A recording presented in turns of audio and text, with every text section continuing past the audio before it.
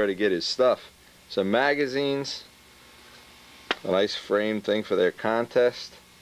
I love these things. I gotta find a spot in the shop here to put these. They are great. Rory, you're okay. I'm telling you something. And some nice pictures. Hey, look at a Mustang here. Banjock, eat your heart out. A wonderful Christmas present. Hey, this is great. I appreciate it. Thank you very much. Bert and Ernie, thank you. Well, I have to tell you, Rory, it certainly was a challenge finding enough room. There's not much room on a wall in this shop, but we got everyone up. Now check this out. You said this is Bert and Ernie's friends. You were teasing Bert and Ernie. It's not fair. Anyway, I got one right by their cage so they can watch it. Their cage, their tank, cage. I like these pictures, Rory. Thanks a lot. I thought you were sending us fish, Rory. Big fish. Big Ryonkins. It's always a challenge in this shop to find room for anything. These are great. Hey, these are really nostalgic. And this is what you need in this shop, is to be inspired every morning.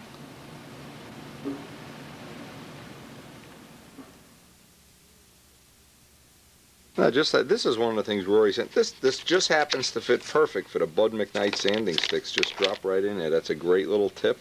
And of course, I always put all my blades and things face down, so I don't cut myself any more than I already do. I'm pretty dangerous as it is.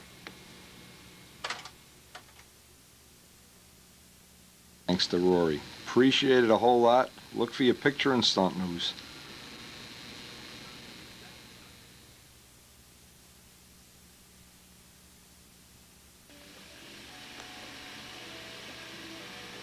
Now, there's a little bit of time I got left here before Kenny gets here. We're going to go over to the foam shop and work. And I got a couple of wood propellers from John Brodak. I want to take the finish off and try to get a couple of coats of paint on. The thing we don't know, see, we're not sure. I made this plane so it would clear. This really won't clear because I got the tail up in the air. So it would clear a 12-inch prop, but what I really probably am going to wind up using is an 11-inch. And I got a selection of two blades that I want to try. 10-6 top flights that from John Brodak's personal collection, and I also got a bunch of these oddball sizes of 11.4s and 11.5s. I only have 3 of them here that I want to paint right now, but I want to get them started. And ultimately, what I think is a good idea is, if you're really interested in prop technology, check out the 2 prop videos. Meantime, we're just going to spend a couple minutes getting these painted up, and maybe then get over to the foam shop and see what we can do over there.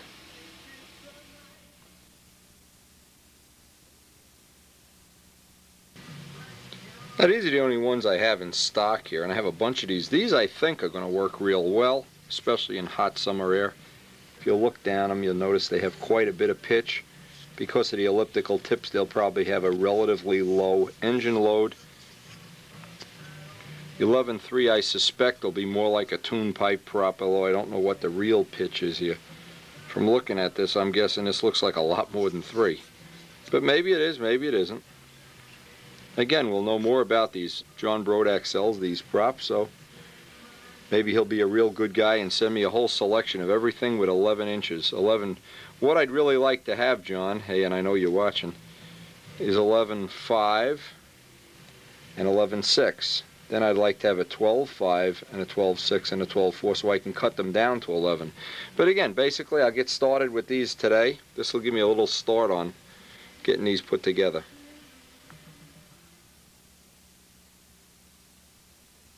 And no matter what wood props you're working with, a couple of tips. People take a prop and they just go put it on a prop balancer, sand the finish off so that the oil gets in right away, and get it roughly and crudely balanced, and then leave it. Well, my feeling is, if you're going to use wood props, and I think there's a lot of advantages to using wood props. Number one, they're lighter, needless to say. But one of the things you want to always do is get off the finish that comes from the factory. That factory finish is just really on there so they can sell you the prop, I think. And while you're at it, you can clean up all the blades, true everything up real nice, and put a nice coat. In this case, what I like to use on the props is black diamond acrylic lacquer.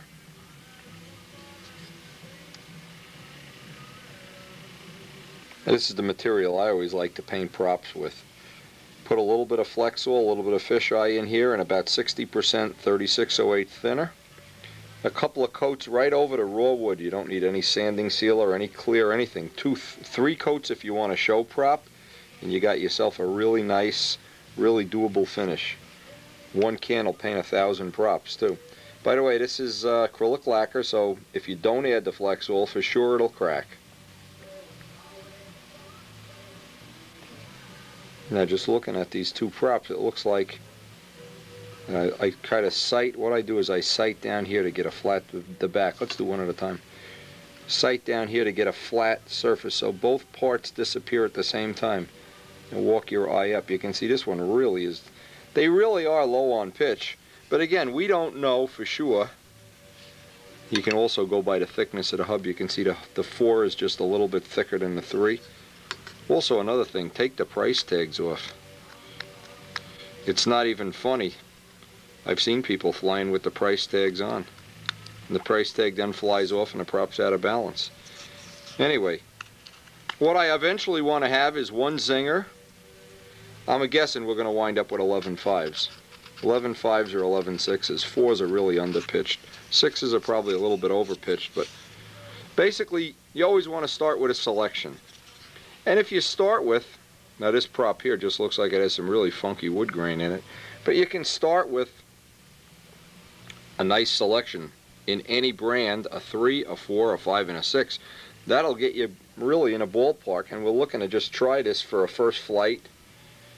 And I don't have an 11. I would like to have the 11 5s and 6s though. Ultimately what I'd like to do is get some of the 3-blade, those Zingale 3 blades. What the object is to check as many as you possibly can, as many as time permits. And the idea is that I can do a lot of this testing. I can pass it on to John Brodak, and when somebody comes up with a problem, or they need this or they need that, or some suggestions, we can even put them right in the kit. What prop would be a good one to start with?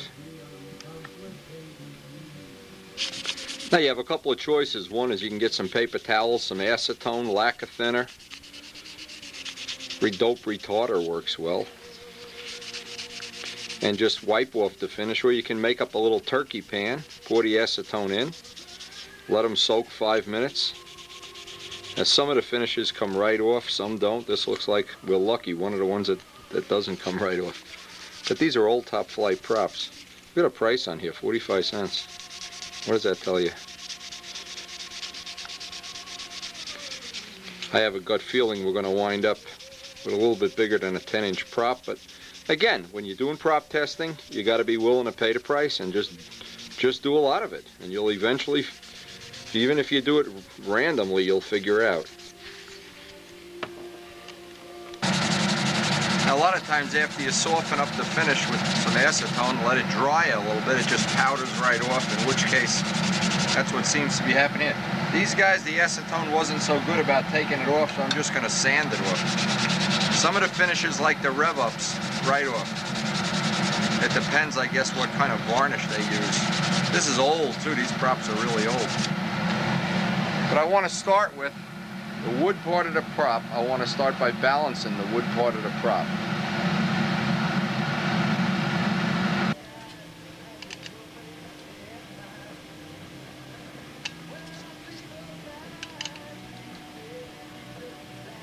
Always want to start by balancing the wood part of the prop.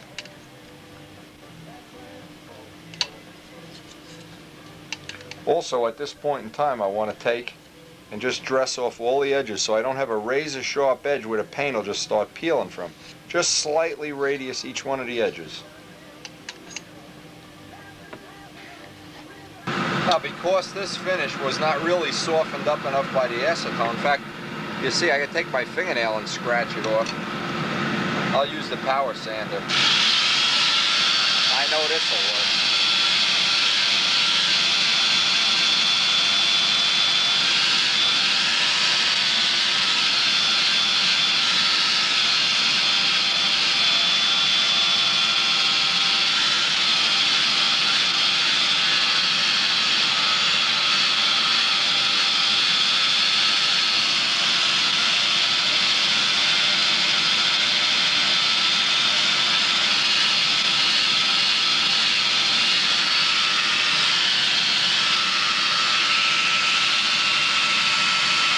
just thought of something. When you come to think of it, that's what these sanders are made for, is to sand varnish. So yeah, it is working decently though. Certainly worth a try.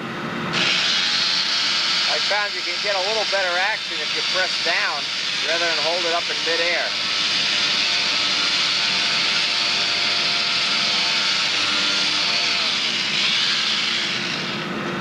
That really takes it right off.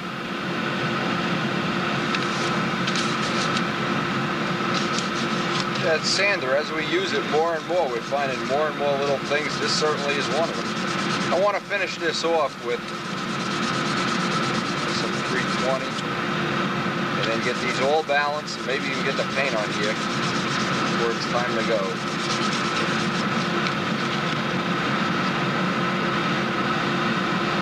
Now, if you have one of these little floor sanders, you may want to try it. I found it to be somewhat helpful. But it's really, really, it's under 20 degrees out there. It's too cold to paint today, so I'm just going to wait here until Kenny comes over. This is definitely the coldest day of the year out there.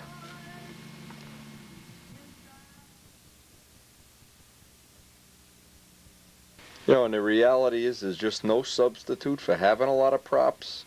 And with wood props, it's even economical to test them. You know, and one of the things we'll try to get some APCs. I hope, you know, sooner or later we'll have some zingers, some APCs, whatever. Anything in the 11, maybe to 10.5 range, I think will be worth trying.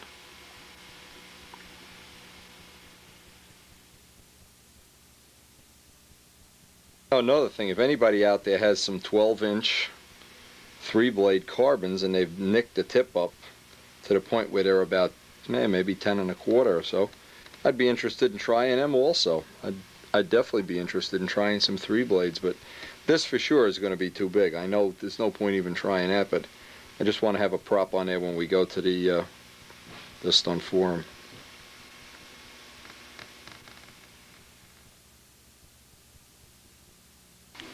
Testing props is always one of the things I personally enjoy. And this is a new opportunity for me to enlarge my knowledge of things, because I'm not really familiar with a lot of 40 size engines. So this will give me some time to familiarize myself with the K and B 40. And if there becomes some other engines available, anybody would like to mail me some free engines, be my guest. Just kidding.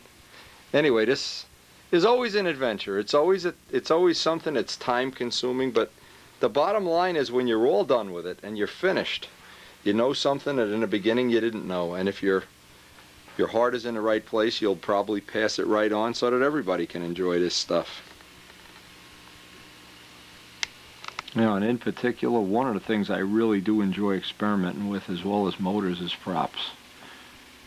Props is just like a black science, and you try and try and try, and all of a sudden you find something out you didn't know before, and makes it all worthwhile, makes it all very rewarding, in fact. Yeah, it's always fun when you think you're going to learn something and it doesn't cost you a lot of money, but you can do a little experiment on your own, a little test on your own, then you really do know. Then you're not taking somebody's word for it, or something you saw in a magazine or watched on a video or something. You really know for your own personal knowledge. It's always very rewarding to me to really know, not to have to take somebody's word for it. I always like to do this at the end of the day too, is kind of get down and dirty and look at the profile view and dream of those warm summer days to come. Down in Middlesex with all the guys, Circle Burner Field, Muncie, hey, Hampton Beach, Scott's House. I hope we're looking at the best year of all time. And thanks to video, you'll be there, even if you miss the contest.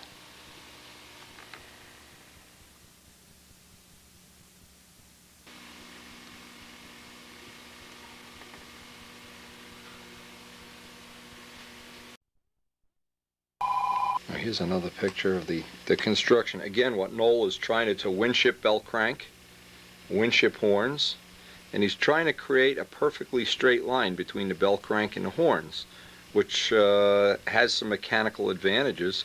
Again, we'll I'm going to give Noel all the credit in the world, because if nobody tries these things, again, I say this over and over again, you never really know. And I'm sure Noel is knowledgeable enough as an engineer, professional engineer, that a lot of these things from an engineering point of view, they don't dawn on an average person, but they certainly do work. Now, one of the things,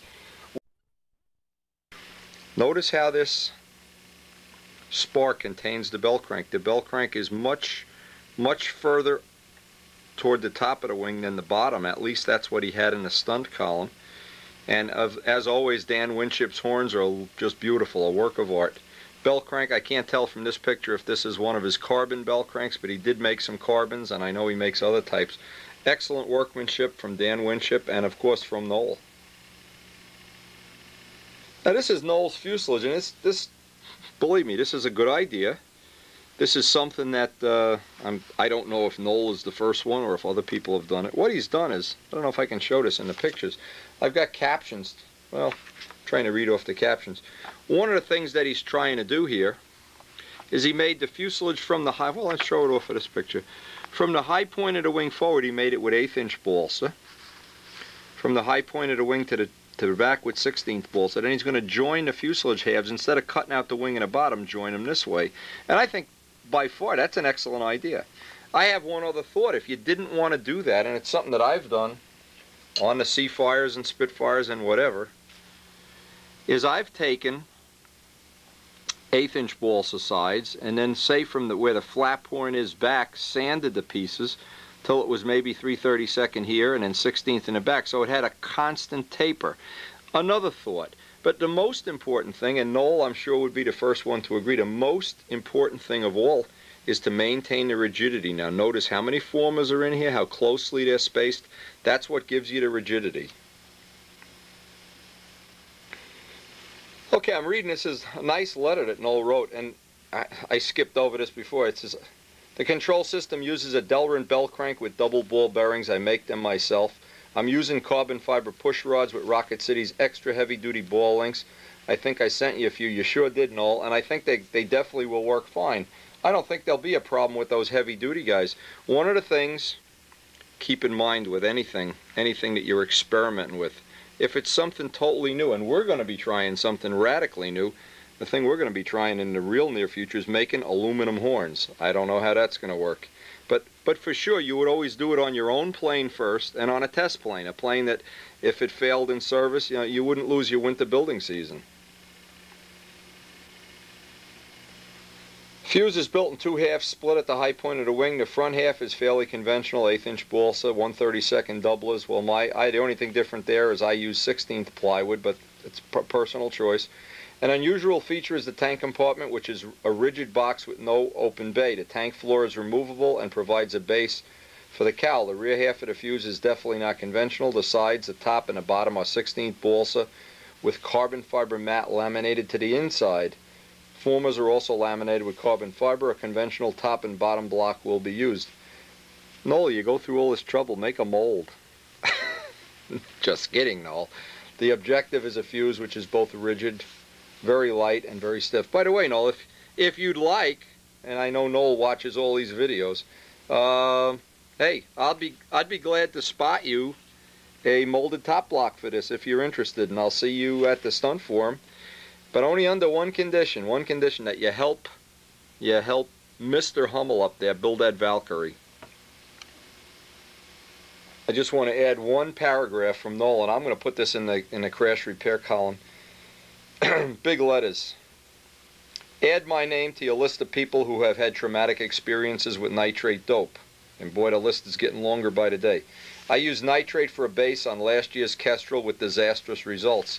I had bubbles and dry spots I thought would never go away. Some didn't. I've learned my lesson. I'll never use nitrate again. Now, see, this is what I like to do. Noel, we're going to get this on video. See this? And when Bill Hummel, Bill, you got to hold him to this. Never again will I use nitrate. Just kidding, Noel. Don't get mad at me. Hey, and by the way, those ball links that Noel did send me, they're in the Rocket City catalog. Anybody wants to try them, I would certainly think they'd be a good way to go if you like this kind of a control system. Hey, and we'll see you at the forum.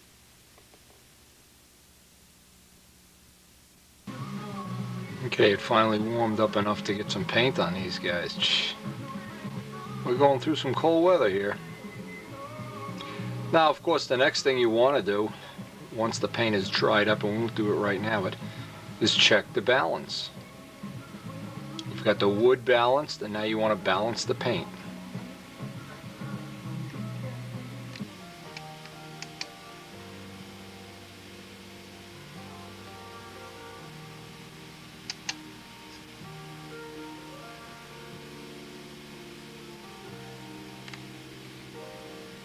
Alright, obviously the heavy side here, I'll take some Gorhams. Okay, make sure it's the heavy side. A little bit of Gorhams will balance that right up.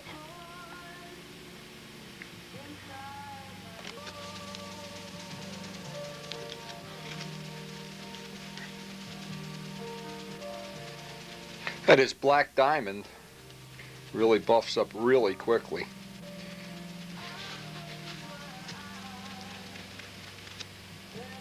A little bit of Gorhams on that.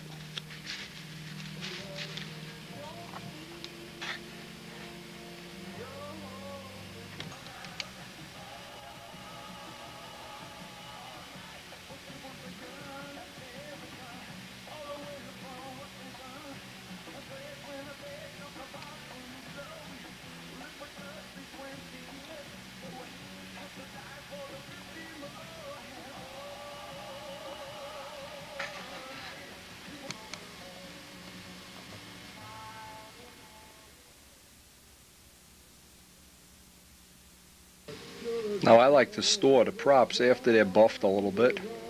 Store them in a little sandwich bag just so they don't get scratched up.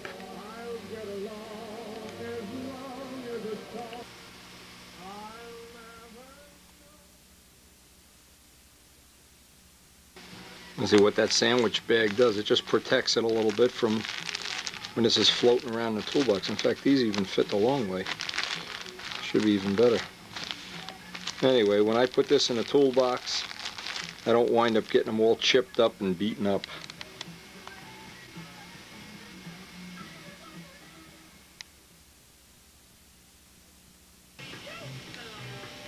Hey, speaking of things, nice profile view inverted. Oh, beautiful. The moment of truth at the end of every plane, and of course there's plenty of ways to jury rig this if you want. I got it on a scale. It's 43 ounces with a carbon prop, which means it'll be 42 with a wood prop. And that includes the tip weight. I mean, everybody plays these games where you take the wheel pants off, take the tubing off or whatever. The only thing that still has to get added onto here is a fuel filter. I don't have a new fuel filter.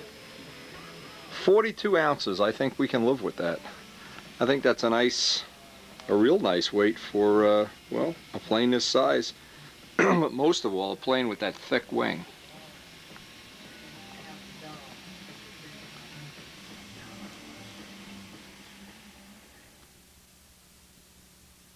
Speaking of weight, Bob Gieske used to tell me he'd paint his Noblers. If they came out a little light, he'd paint them till they were 42 ounces. That was the magic. So Bob Gieske ever gets to see this video, hey, we're going to be following in your footsteps. I think Nobler's a little bit smaller airplane now.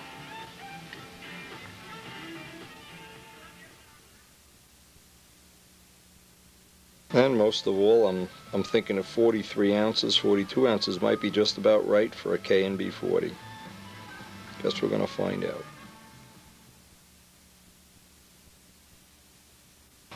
Now, every once in a while I get a letter from somebody in the mail that just makes my heart thump and bump and crump and everything. And this is from Uwe. Uwe, of course, has built a Spitfire, built a Cardinal, and I have to read this. I really have to let my ego take the best of me.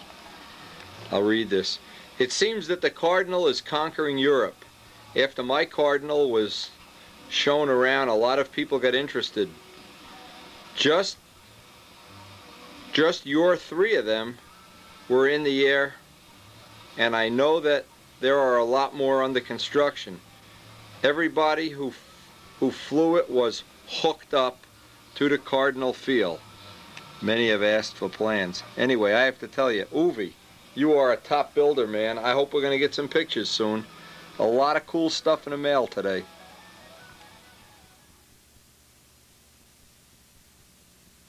Now, I know you can't see this. You can't hear it real well. I'm going to pass a copy of this on to Banjock. This is the video that Brian McCarthy sent me of, they were using Allison's, I can't even think, I'm so excited. These engines, they were turning them Spitfire engines into boat engines. They unsupercharged.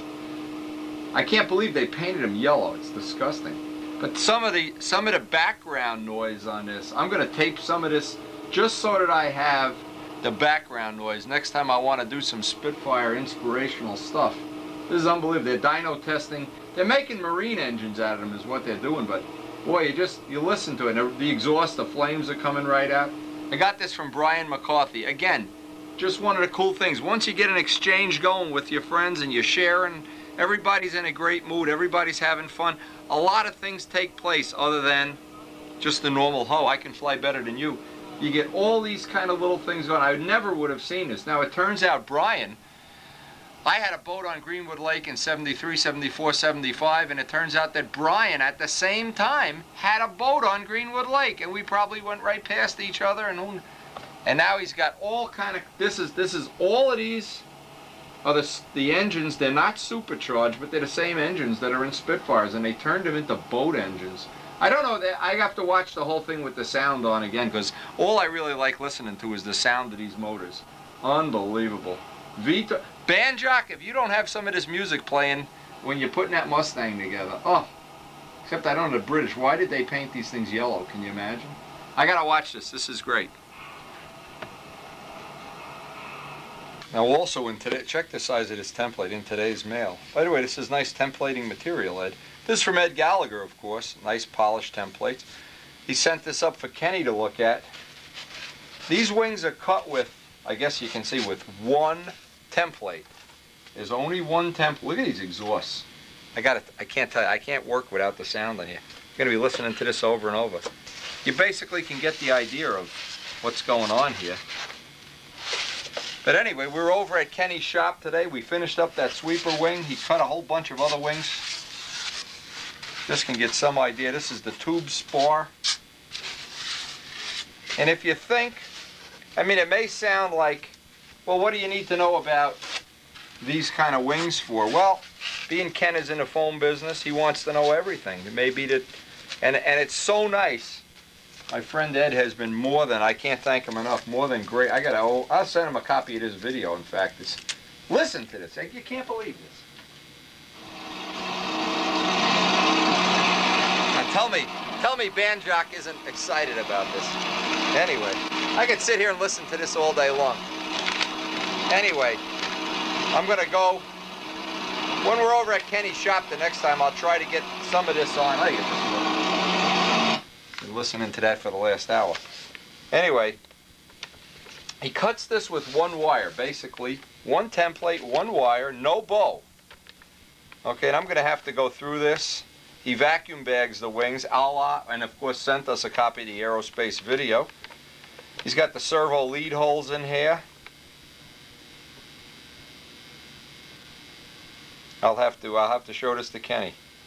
This is really something cool. Now, but it isn't really this. That's the part of it. Look at it. It's President Nixon wanting to buy a jet wing. I don't believe this. Ed says as he cuts the trailing edge to 0 here, I want to explain what that is. When you're doing a vacuum bag, it's not a big deal. This would really not work on a stunt ship where you needed to have a flap or a trailing edge. But just to show you, look at the size of this thing. You can make a nice pizza pie out of this. I think the significant thing is, and maybe I've overstated this a million times. I'll pass this on to Ken, of course. But I have to tell you, Ed is a perfect example, but there are many others. People that have shared their life with us. And through the magic of this video or whatever you want to call it, we get to see Merlin engines, Griffin engines, boat racing, P-51s, Banjocks. I don't know. To me, that's the significant part of the video. The rest, if you live out in the boondocks and nobody shares the hobby with you, I don't know how much fun you could have. You probably do have fun, but we've set up what I hope is a network from Uwe to Ed Gallagher to Ken at his shop to John Brodak. that the sharing of the hobby itself is the whole reason for going. And I think this is really going in the right direction.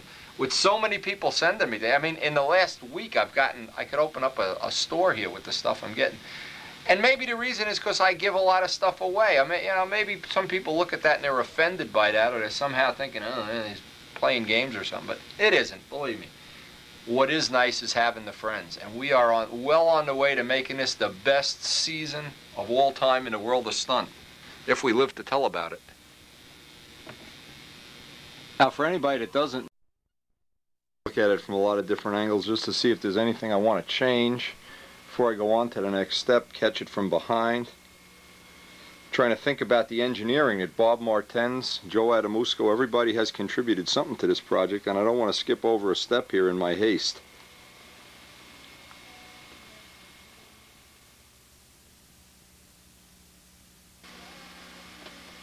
See, one of the advantages of doing this type of construction is you really get a lot of chances to get the alignment right. Every step of the way you can constantly be fudging and adjusting things if they need to be adjusted, even though this looks pretty straight, but there's definitely an advantage. The other advantage is the fuselage actually goes right through the wing rather than just being a big clamshell on top of it. So there's a lot of structural advantages to doing this, and of course you know, it's been very successful for other people. We're hoping we're going to be able to add our name to that list.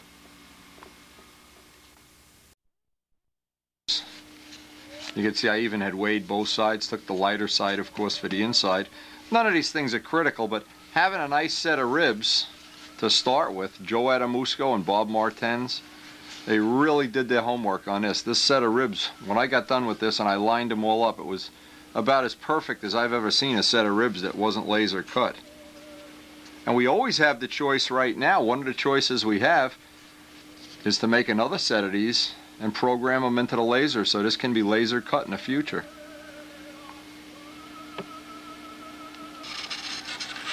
And because we've done all good quality fits, you can get a really close idea of just how nice that lines up. It really is nice. Boy, I just can't say, I say it over and over again, how nice it is to work with stuff. Joe Adamusco and Bob Martens, the accuracy of this stuff is unbelievable. It just snaps together like a plastic model.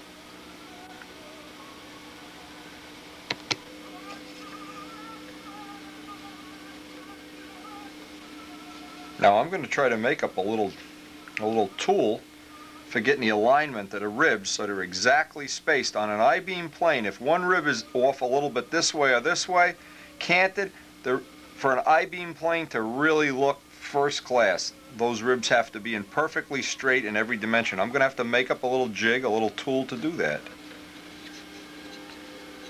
Again, I'm just laying these out just a dry fit to see what kind of accuracy I have on the parts.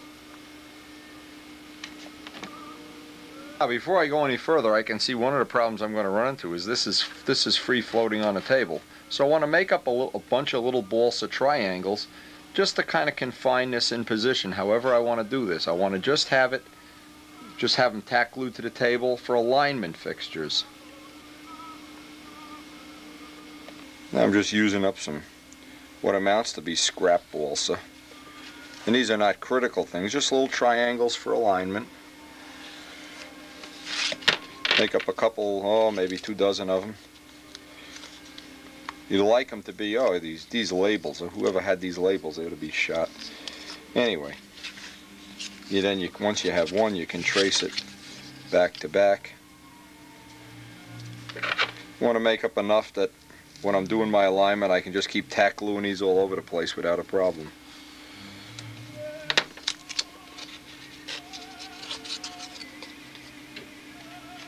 Got all the jigging stuff on one table. I'm ready to start just tacking these in.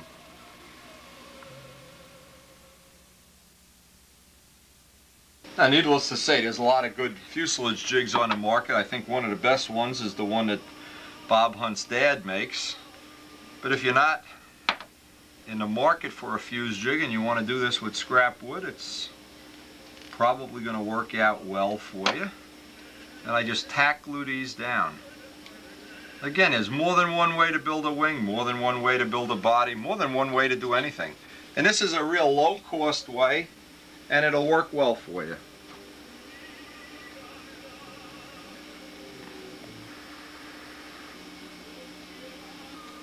Again, these are free floating. You can slide the fuselage up and down. You use as many as you need to kind of lock it into position. Alright, that's starting to settle in now. Now I can line it up with the drawing, line up the spar, and at least I have something solid to work with.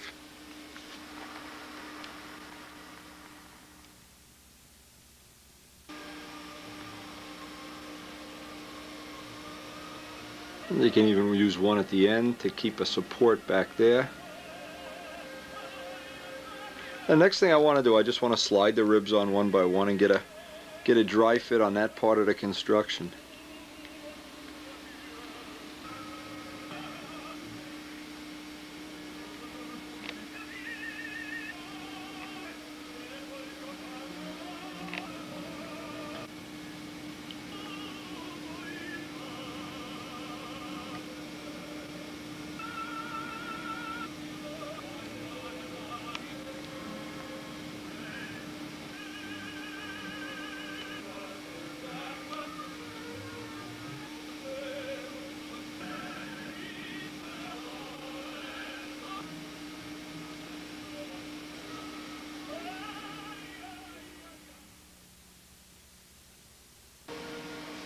Now nothing obviously is glued. In fact, to show you, so far ahead of the game here, I put the ribs in all backwards. I want the taper facing out. The little taper that I have, well, it's all facing the wrong way, but it's just a dry fit anyway. And I wanted to see just roughly how this is going to frame up. I put a lot of time into thinking this out and thinking it through to take advantage of all the advantages of an I-beam wing, all the integrity and the adaptability that you can have, and everything is just free floating there, and that's why I need all the blocks with the pins.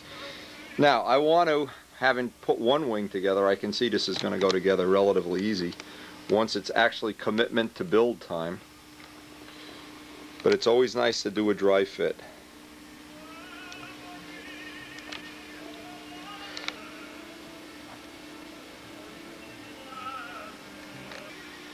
I made that little triangle just to hold the spar in place while I was laying out the ribs. That worked well, but really I don't need it now.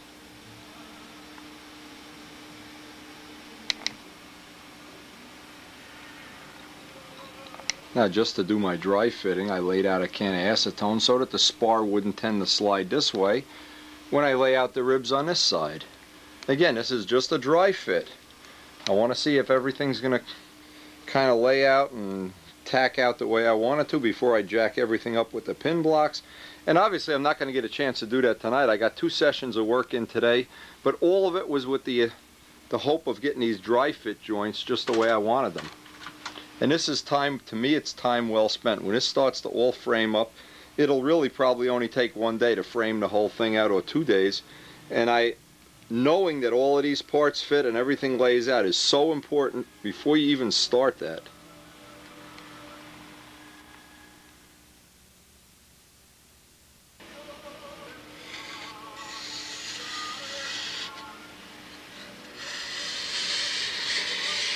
Again, it's that nice tight fit.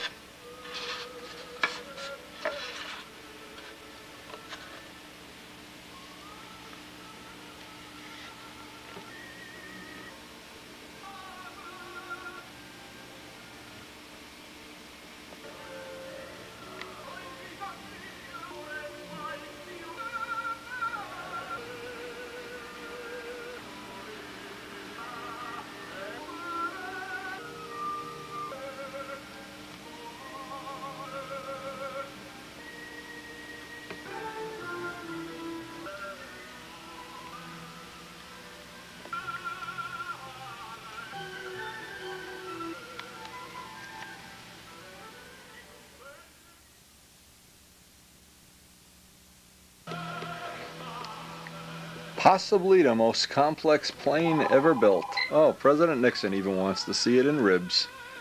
That's a lot of ribs. Now that dry fit may seem like it's, you know, the waste of an evening, but in this case I don't think it is, because when I get to actually do the gluing and the setting of the wing, this is going to be time well spent. See, I never had this all put together in one spot like this. And now I know the parts do fit. They fit relatively accurately. And what I want to do is I want to make up a little fixture that's exactly the thickness of a rib, an inch minus a rib, because that fixture is then going to set, I'm going to jig the body up and the spar at exactly 90 degrees, and then I can lay one rib in at a time and get them all exactly 90 degrees. And I haven't really exactly decided how I want to do that. This is all part of the thing of, I guess, figuring out as you go along. But once it's figured out, you're finished. And I think this is going to, the leading edge looks like it's going to lay right in there, right in place. I'll be able to lay that in. I have the body on a flat table with a reference line. And I'm glad I spent the time tonight to lay this out. So the next job tomorrow, or the next time I get to work on this, is going to be to make up that 90-degree tool that I can use to set up the ribs.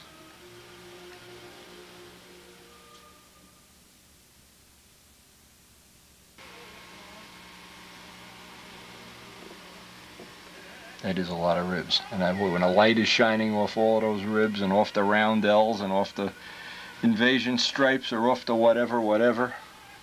And one of the options I wanted to leave myself was the fact that I might want to use a rod to line everything up. I still don't know if I want to use a rod, but I still have that option to use the rod.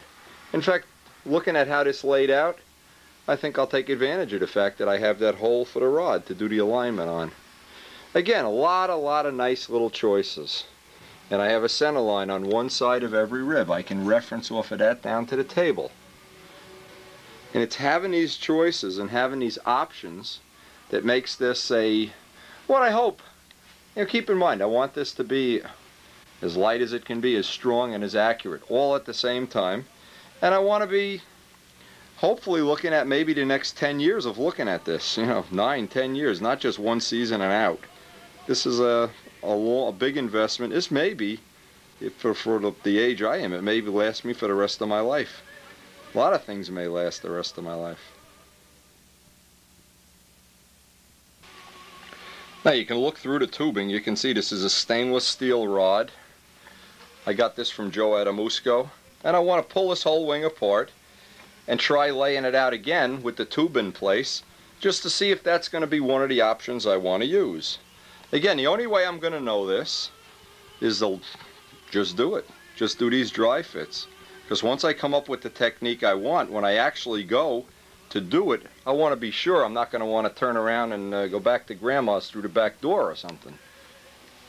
Now the other part of this that I really want to think about, I want to think some more about, is how I'm going to get that belt crank in there. And by the way, one of the things I'm going to be doing is making a single dedicated video to I-beam wings and all the techniques that I've used over the years. And this of course will be part of that video, so if you're interested, if you're a subscriber, you already get it. If you're not a subscriber, subscribe anyway. I need the money. Okay, let me pull all these ribs off and lay this out with the rod.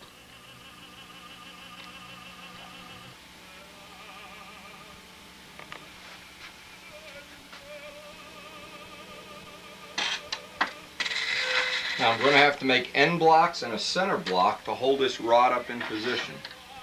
The first thing I want to do is get one rib on each side and get a rough idea where those blocks are going to wind up being.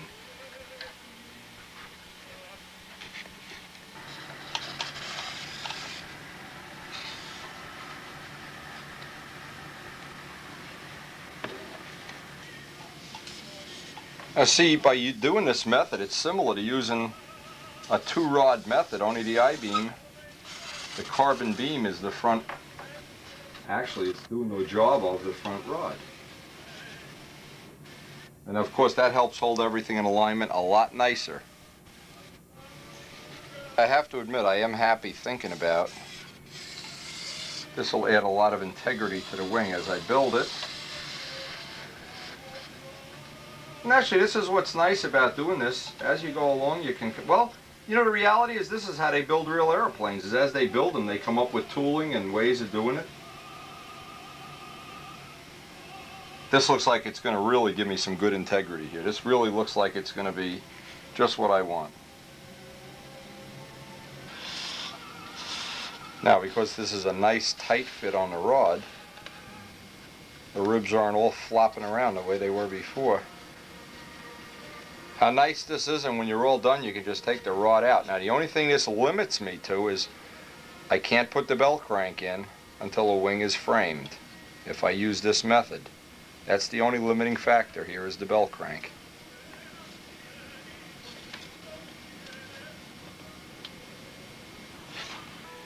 Yeah, definitely we will be using the rod. That really made this a lot more practical.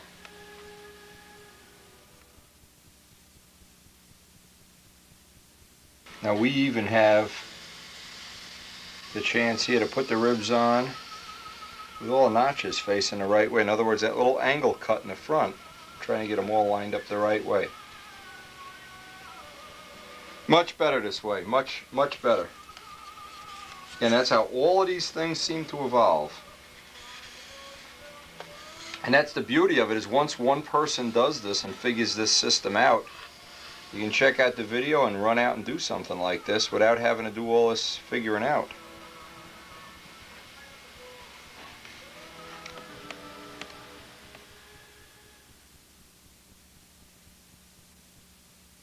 Now you can see the integrity that that rod adds, and that rod isn't even hooked to the table yet. We're going to make fixtures for that. But just having that rod in place, that was a big improvement, laying this out. So the next step, of course, I want to dry fit everything up. I want to dry fit all the ribs up. And as I've said before, this is time consuming. But you find one little glitch in your system and it's worth the whole day, the whole night, the whole time that you're putting into it.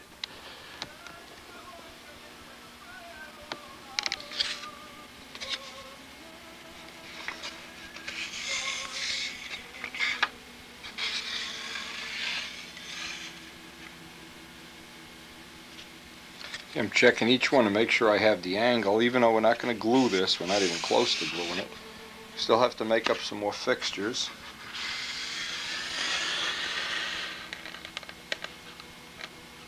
But again, the point of all fixturing is, supposing next year we want to build exactly the same wing, even for a traditional stunner. Supposing Uwe Degner decides he's going to build one of these into a normal ship, or if Joe decides he's going to build one. Well, the tooling will all be there, the little jigs will all be there. You can put it all in a box. Somebody could run off one of these wings in a relatively short amount of time. All tooling always pays in the long run. It's always the hardest thing to convince yourself of, when you have to sit and spend a couple hours doing tooling, but then when all the parts are snapping together and the chicks are chicking. Now keep in mind, there isn't one drop of glue holding this whole wing together. Now the next thing I have to do is figure out my height, referencing off of my blocks, and make some support blocks for that rod.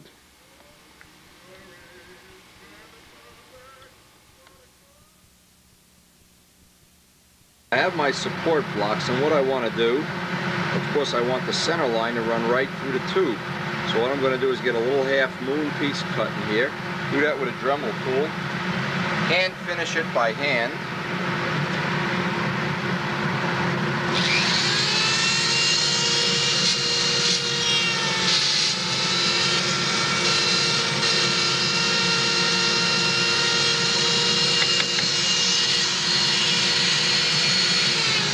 Now what I want to do is, I want to take sandpaper wrapped around the actual tubing we're going to use, and then fine tune this fit until I get that exact center that I want. This is tubing that actually fits right over the other tube, and I'll take a little swipe at a time. What I did, I cut two little pieces of tubing, and of course I want this to slide right in here.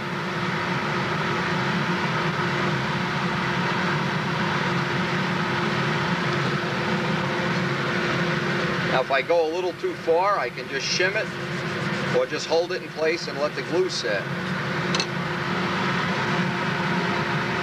Before we do a real fine tuning here, I have the block just laid up, and I'm trying to maintain that center line. And these are my pin blocks, and it looks like Looks like we're plenty close enough, that's for sure. Now see, with that, I can pull this right out. But now, when I put the block back, I know I've just put enough clearance in here. 1 drop of CA will hold that. I don't need a lot more than that. That's just a perfect slide touch fit.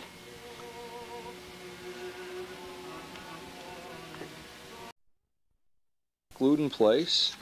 Now I can remove these temporarily. The front may drop down, it won't even matter because I need to get the block in the middle. Basically always doing a test that we haven't lost any of our centers. We'll make one of these for the other tip and one for the center. I did the same alignment on that. I just put a block of wood up under the fuselage here just to keep the strain off it, because I have this, when I put the wing together permanently, I'll just glue that right in place. Gives me a little, I'm going to need a shim in there until I get all these center lines lined up. But what this is going to allow me to do is flip the block over. You see it'll rotate. And what will happen is then when it's turned upside down, I can true it from this dimension back to the other dimension. I can do it both ways.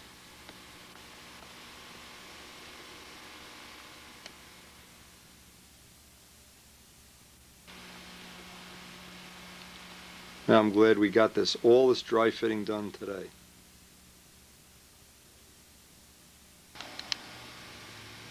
It's like a dinosaur, doesn't it? Dinosaur in a museum or something. Anyway, every time you do this, you get a little bit more familiar with the parts, and it actually comes down to the day we're going to glue this all up. It should be a relatively straightforward thing.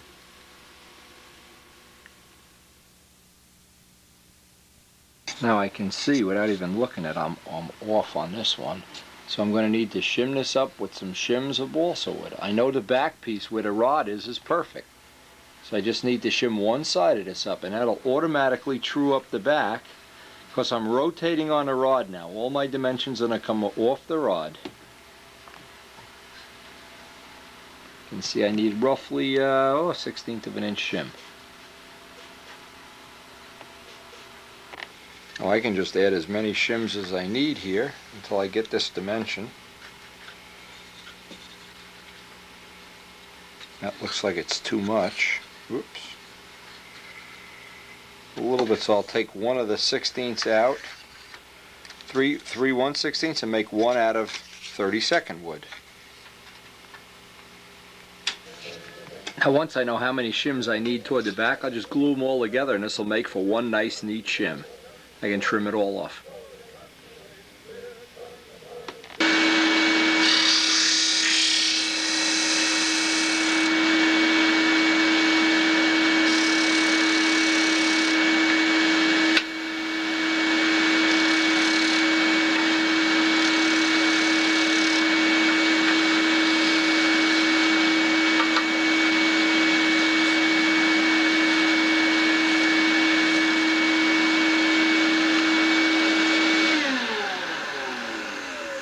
Now I have the shim, which I hope will be one piece just for the whole fixturing of the ship in this dimension. And it can't come apart, that's the nice part.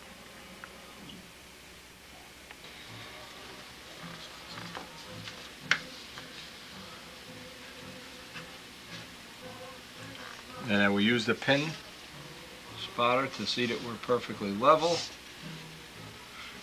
Both sides. What's nice about doing this is you're basically just using up scrap balsa. And we just tack this in place. Repeat the same thing for the front shim.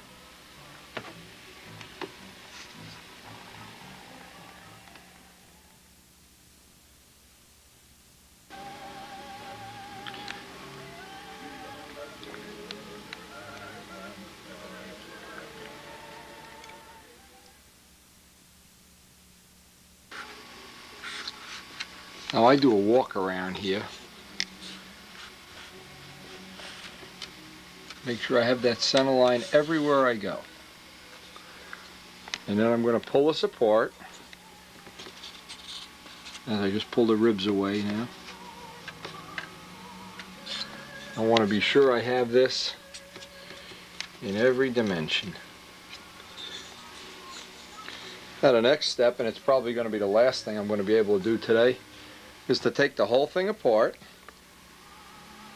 and we'll be ready to fit up the rest of the pieces. But what we're going to do is we're going to be making a try to get most of it on one tape, in fact, totally separate tape of all the construction of the wing, and that'll probably be coming up tomorrow, starting tomorrow. We got all the little shimming done. The only thing left to do is set up a little tool for lining up the ribs. That shouldn't be any problem. We have all the center lines. Keep in mind what's happening is we want to get the fuselage plane, that center line, and the center of the whole leading edge, center of the trailing edge, everything in one plane off of the flat glass table.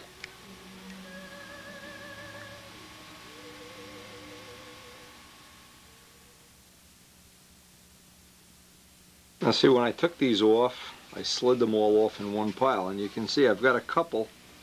These I have incorrect, and this one is one of them that's incorrect. I want to get that angle. In fact, I'm going to mark that with a colored pen so I don't get that on wrong when I go to assemble this permanently. And I have all of those lined up. And what I had forgotten is I already had a mark on the back. I just forgot that I had it when I made match sets of inner and outer ribs. Well, you can see how nice these ribs are laid out. There won't be a lot of block sanding to get these guys trued up.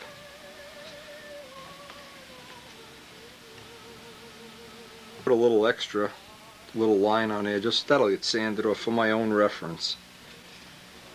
So when I lay these on, and keep in mind I want all of those notches facing the right way.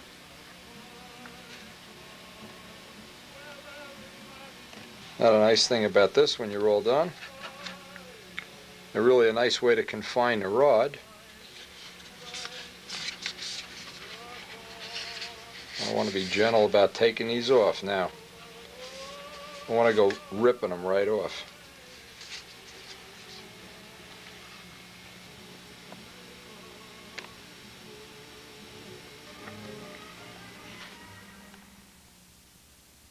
Again, this is just from my reference, and this will get sanded right off. But I know when I get in the heat of battle here trying to put this together, I know you tend to forget these little things. This will help me remember. Not that anything would help. Ginkona wouldn't help me remember. Okay, so we have two sets of ribs. You have all that templating made up. The only thing we need to make yet is the little material to space the ribs. Okay, I put the little copper bushing in the center so I wouldn't forget to do that. And this looks like it's going to be a really nice way to make a wing. Now I want to get this back into position. Really kind of excited about doing this because again, I don't know that anybody has ever done this, let alone old Windy. Anyway, we got all our shims. Everything checks out here. We've done our dry fitting. And what we're going to wait for, rather than rush this, we're going to wait for a day that we can get a major part of it done in one session. What will happen is once I get in the swing of things doing this, I'll really want to get I don't want to stop in the middle of laying out one wing and have to go empty a dumpster or fix a pipe or something.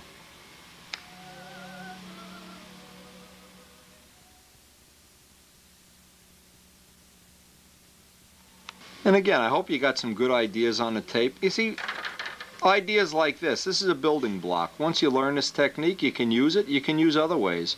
There's always lots of good ways to make fuselages. There's always a lot of good ways to make wings. And what you want to really do is sort through them and pick out the way that's best for you. Now, even in the course of laying this out, looking at this rod method, and basically I'm going to give Joe Adamusco the full credit for laying this out, the full credit for the ribs, the full credit for the design. This really is starting to really get me excited about seeing it in one piece and get the wingtips on and everything and start making the flaps. It's coming. And this is actually, today is the first day it really starts to look like an aeroplane.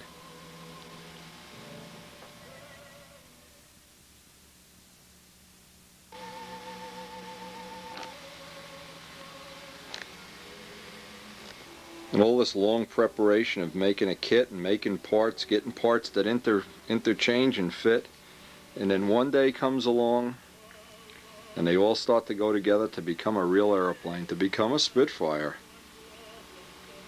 and add this guy to our Air Force.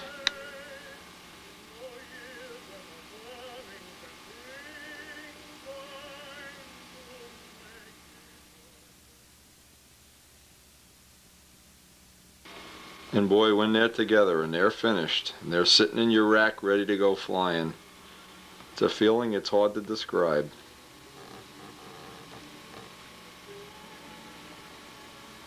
And here's the guy that made this whole project possible.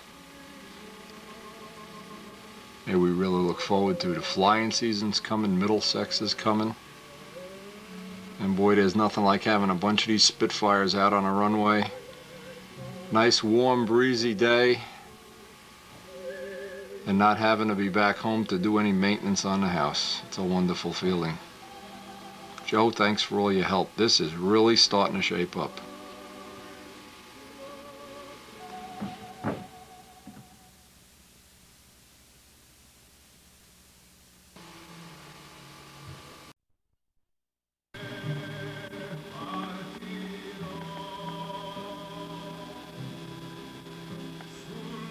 Now, if you've been with us through this whole set of tapes, you'll know we had a very clear goal in the beginning of this program. We wanted to develop this airplane and this motor and tank combination with a prop into a workable combination, which we've gone back and forth with tank heights, different mufflers, taken our air filter on and off, and basically that's on because we were on a really dirty field the last couple of days. We've gone back and forth through a whole bunch of props, and what we've come up with is a final package that can win expert level stunt at local contests. Now, obviously that's not the easiest goal in the world, but we've managed to do that, and I'm real happy that it went in such a manner that it wasn't, you know, set this and just go fly. This really was a lot of back and forth, a lot of dinking around, mainly with the tank mounts, the mufflers, and the biggest single thing, the props. But we've reached a point now where we'd like to take this to another level. I know there's a lot of people that would prefer to run a lower RPM motor with a more traditional prop, with a more traditional 2.4 brake.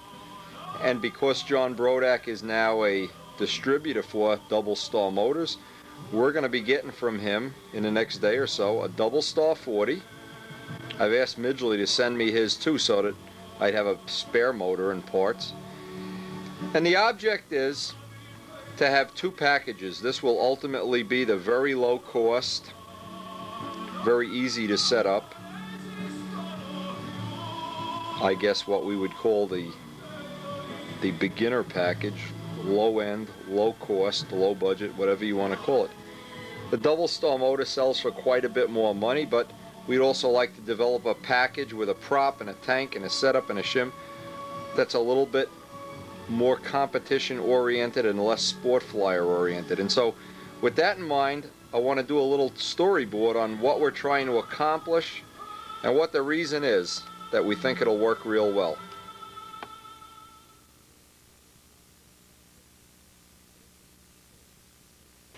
Now, what we really want to start with is we know there's going to be a lot of people that build this airplane with a stock K&B 40 motor.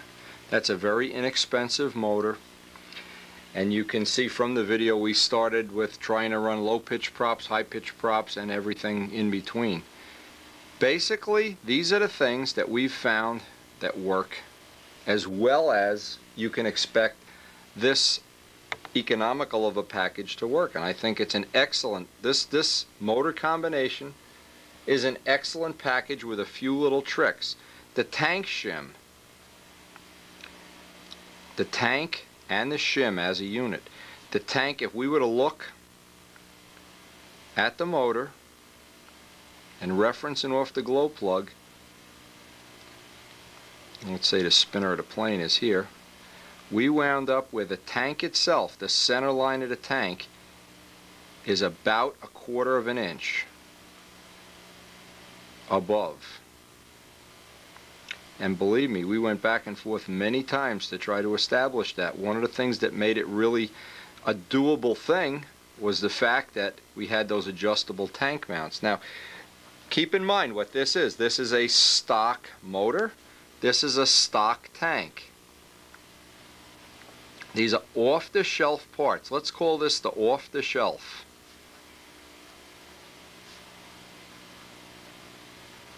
Virtually everything available right from John Brodak, and of course that's one of our goals. Tank, motor, the prop. Prop that we had the best luck with overall was our 12-4 AHM, 12-4 BY&O, and a 13-4 AHM cut to 11 1/4. And by the way, this is the prop that wound up on the plane at the contest. The reason I say this would be your best stock prop, because AHMs are only available from me, so from John Brodak would be your 11-5 and 12-4 BY&O. Now these three things, when put together as a combination, make for a very reasonable, pleasant package of flying. Also, the muffler that we used was a tongue muffler with 15, there's 20 holes in it when you buy it, 15 holes exposed, 15 1/8 inch holes. Now, it may seem like, oh boy, big deal, yeah, but any one of these gets crisscross moved around, and just as an example, to have the tank out of shim, you'll never get the motor to run right. To have a 6-pitch prop, you'll never get the plane to fly slow enough. Keep in mind, K&B is a high RPM engine. It's a Schnurly engine. But we got this setup to work as good as, I think, any setup like it. Any of the Maxes, the LA Maxes, any of them, I think it runs just as good or better than any of them that I've ever seen. And obviously it was good enough to win the first contest. But like all the things we do, oh, by the way, let's make a note, 5% Taffender fuel.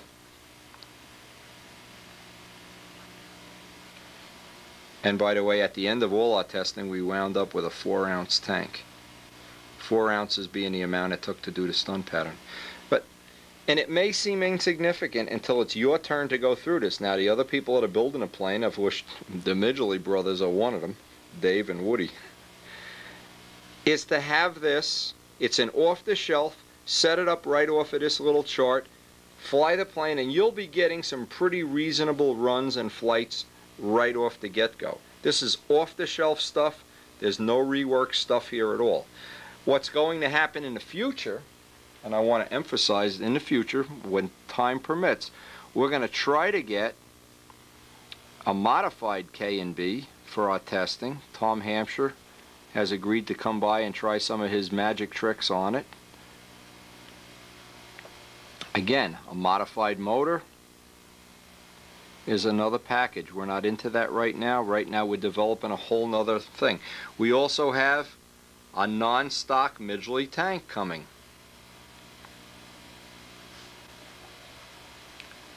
See, what happens here is now you're getting into modified, more expensive parts,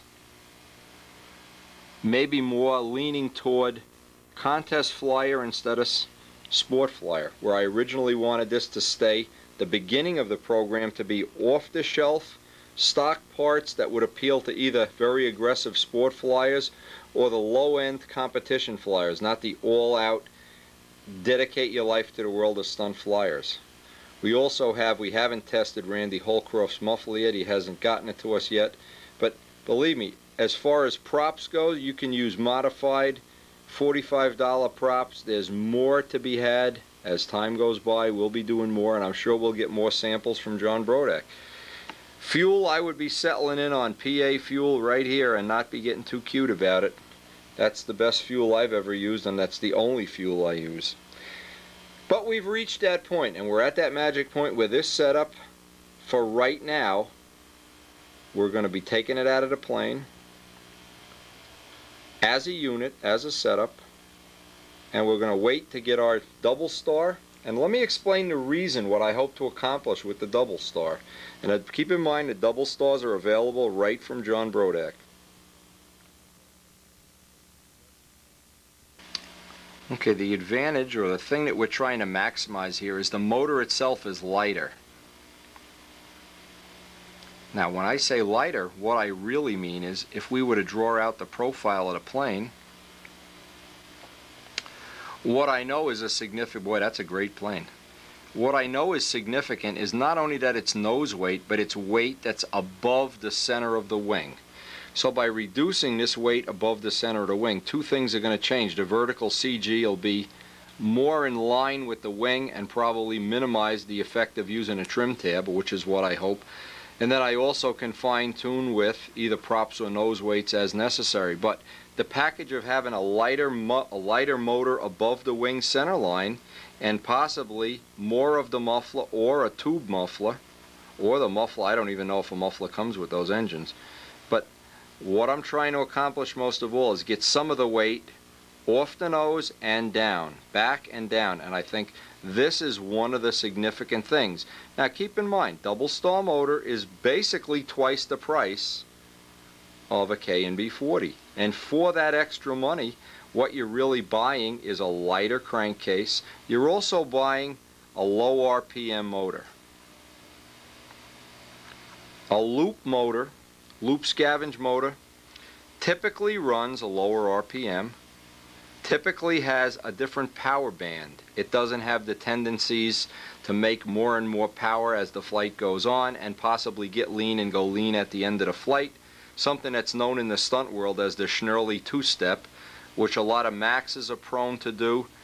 Some of the engines that are made to run at high RPM, or even some of the pipe motors on a lean run, they will just turn into rocket ships. Basically low RPM motors, Fox 35s, Tigers, don't do that nearly as easily as high RPM motors. What this also is going to allow us to do is use a different range of props, more pitch. One of the things we'll probably be using is 5 to 5.5 inches of pitch instead of 4 to 4.5. So low RPM, higher pitch. This is one of the significant things that changes now. When you change from a high to a low RPM engine, what happens is this is a gyroscope. The propeller is a gyroscope. And if it's turning 10,000 RPM and you reduce it 1,000 RPM, it's the equivalent of making the gyroscope smaller. Anytime you can reduce the engine RPM, you're reducing the GP. Now if you can reduce the RPM and the prop diameter and still get the same amount of torque, now you've got a double gain. And what we're trying for now is not really a sport flyer setup. This is leaning toward being a full competition aeroplane now, with a lightweight motor, maybe some fancy props, and again, we don't know yet. We don't even have a test prop for this yet. But basically we've doubled the price, and we're trying for more and more of a competitive package, but still in a sport airplane, still in a plane that's extremely easy to build, extremely easy to finish, and not a big investment in hundreds and hundreds of hours to build. Now one of the things we learned, and it was very significant from the contest that we just went to, was basically looking at the Double Star 40, the 2.4 brake that it had in two of the other planes that were there. It's a distinct 2.4 brake, a very hard 2.4 brake, where the K&B has a much different high RPM soft brake. This is more of a traditional stunt run, for whatever you want to call it, using a higher pitch prop. It'll usually be just a little bit quieter and softer in the pitch of the note of the exhaust. But for all purposes, what we're going to try to come up with is both. If you have a blonde girlfriend and you can't decide if you want a brunette girlfriend or a redhead, The best idea is have them all. Have a low RPM setup, have an off-the-shelf setup that pretty much anybody can just order from John Brodak in one phone call, and maybe a trick setup, a trick DS40, maybe custom tank. Maybe we don't even need a custom tank. Maybe we'll even try the stock tank so we can compare the stock to the fancy one. Different props, we're going to be making plenty of props. But the thing we're keying in on now is when we use a double star, the advantage will be, and anybody that does not understand the value of a hard 2/4 brake, a hard 2/4 brake is the most significant thing that can help a beginner pilot become an expert. When the motor is braking predictably and you're not monkeying around with the needle and the motor is running cool, you'll always have a tremendous advantage. Even the guys running high RPM pipe setups have backed into having 2/4 brakes in their motor. There's virtually nobody that I know of in the world of stunt that even believes that there's such a thing as a one-speed motor run anymore. That was written about years ago. It's totally bogus. Nobody even does it. Everybody, and I don't care who you are, everybody has some degree of 2/4 brake in their motor run. And that's the direction that we're going to be taking this Cardinal thing in right now. This whole program's going in that direction. Now you may think I've been spending too much time at the the local bars. It's too late. Earl Midgley sent this tank. This is a custom-made tank, a one-of-a-kind, and we're going to do some experimenting with tanks, obviously before the season's over. But when we set up for the double star, we'll set up with this tank. This has a baffle in it. It has the Brodak ears already soldered on. And unfortunately, he does not make these for sale to the general public. If he did, it would all be better off. But these are custom, one-of-a-kind things. You can see the quality of the soldering work on it anyway. And notice the biggest thing of all. It always has fuel in it. It's never empty. Even when a plane is in storage, the tank should have some fuel in to avoid the contamination. So we'll have that when we get the double star. Now what's supposed to happen is I'm supposed to get a brand new one from John Brodak, and I'm supposed to get a used one from Dave Midgley. We'll see if I get them. In the meantime, we got a lot of mail to go through today. We're starting to get this package put together.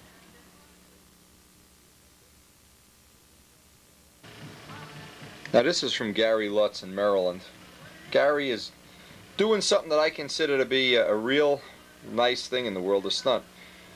He shares the mistakes he had. He had a mistake with, I'm not sure if it was this plane or the one before it, where the plane all fogged up, and he wrote about it in stunt and shared it with everybody. This is his latest PM, and he will not be able to make the Nats this year due to family problems. He's had a death in his family, so we wish him well. I just get a look at how nice his PMs have been coming out. These are modified PMs. Just about everything is a modified PM, in fact. Nice paint work as always. Big Jim 60, Big Jim fuel tank.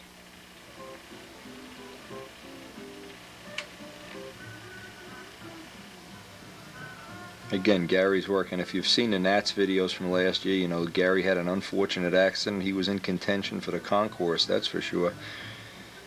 I don't think he'll be making those mistakes again anyway. Maybe give you some ideas for some unique paint jobs of your own.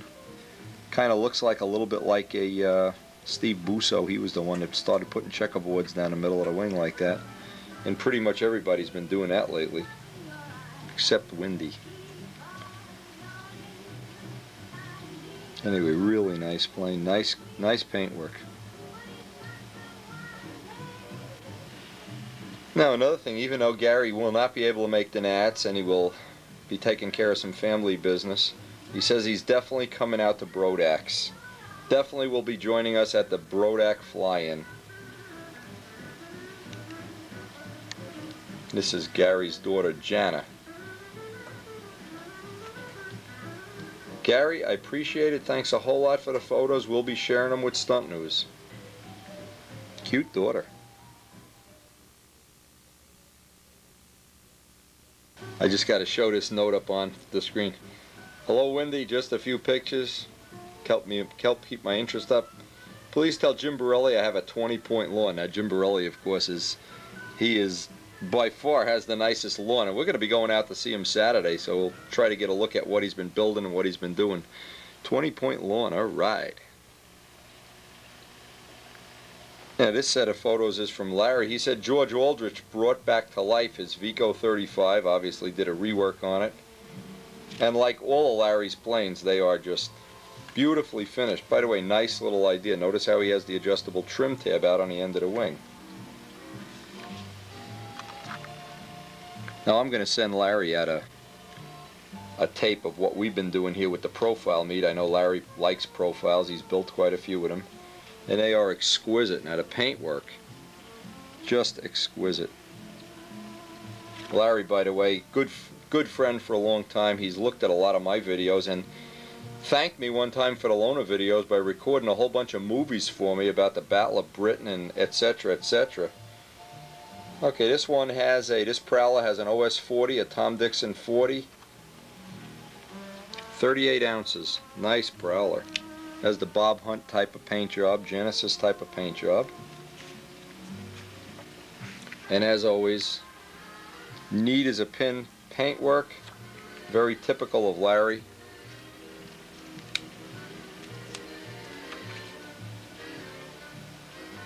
Now this Banshee that's coming up here is an OS 40 by Byron Barker. Now see, one thing I like about Larry, he gets motors from everybody. Try them all, hey.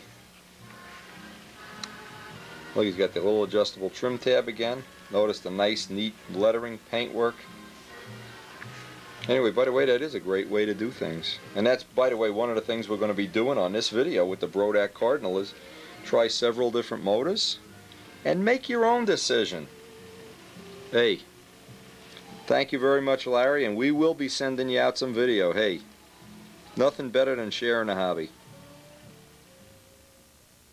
Now, I thought everybody will find this to be an interesting story, and this is a kind of a, I don't know, kind of an eat your heart out thing anyway.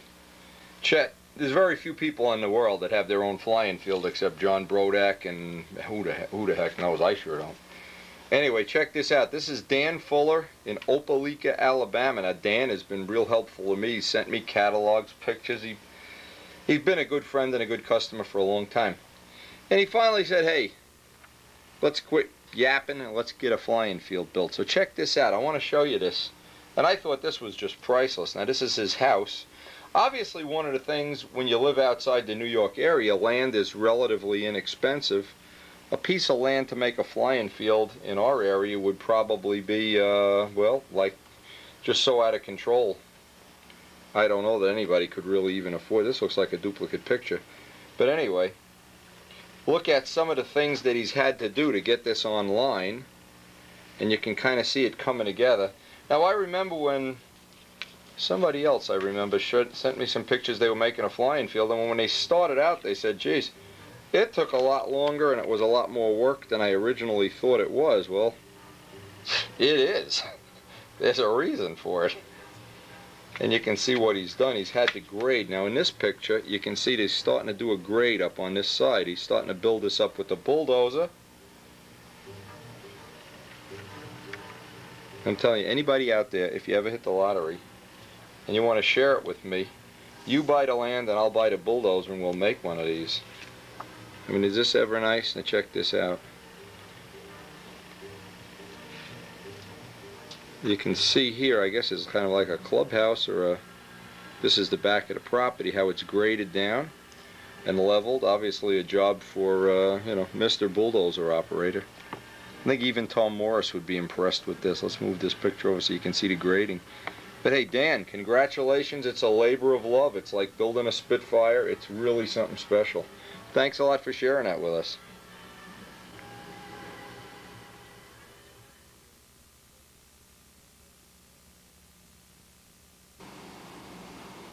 Well, it's finally the weekend, and we're going to go out and see Jim Borelli. We were hoping for a decent day, but boy, it's terrible. I wanted to take a couple of minutes of tape about the latest stuff so Joe Ortiz could see what we're doing here. Joe and Peggy are here from Arizona, and we can give them a little idea of what projects Karen and I have been working on. Of course, the old Stewart stove. We have in the last week or so, I don't even know, last couple of days, we've gotten our custom made in Canada little stools that match the cabinets. The old Stewart stove is acting as our breakfast bar. We're real happy with that so far. Here's a real sad story. Oscar Vans, and you've seen him on the video many times with his Siamese show cats, his wife Catherine, fell down the stairs, tripped over a cat, and he's in a cast from his nose to his toes. He just got out of the cast, and he bought a couple of double star motors and K&Bs, and he's ready to start rocking in Cardinal land. So we'll be seeing him, I hope, at the Nats and obviously at one of the cat shows that he comes to our area every year. Anyway, I'm going to get off to Jimmy Borelli's. It's a long ride to get there.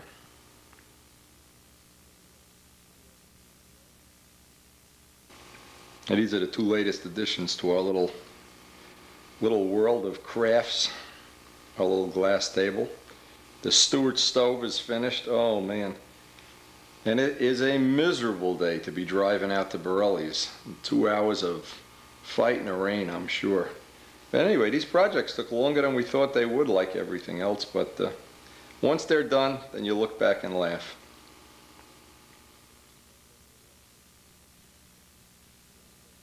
I don't know if you can even see outside. It is pouring. The wind is blowing. The fish have all gone underwater so that they don't get wet. What a mess out.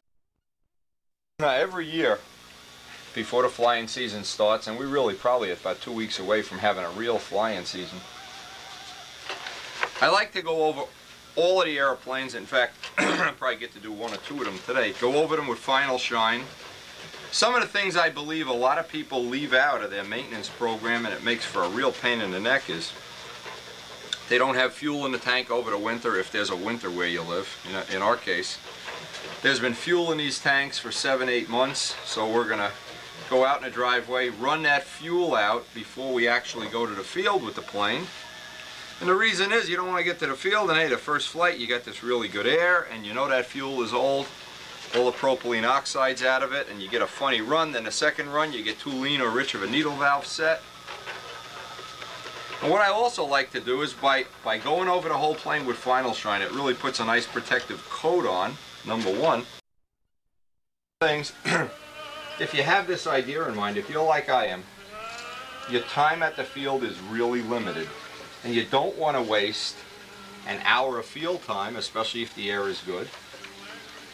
Or if you just want to have the most fun you possibly can. You don't want to waste that hour. If you waste an hour like this when it's early in the morning, the sun's not even up, who cares? It's just a simple hour. But all the maintenance you can do, if you can do an hour of maintenance home and save an hour at the field, you in effect have bought an hour of flying.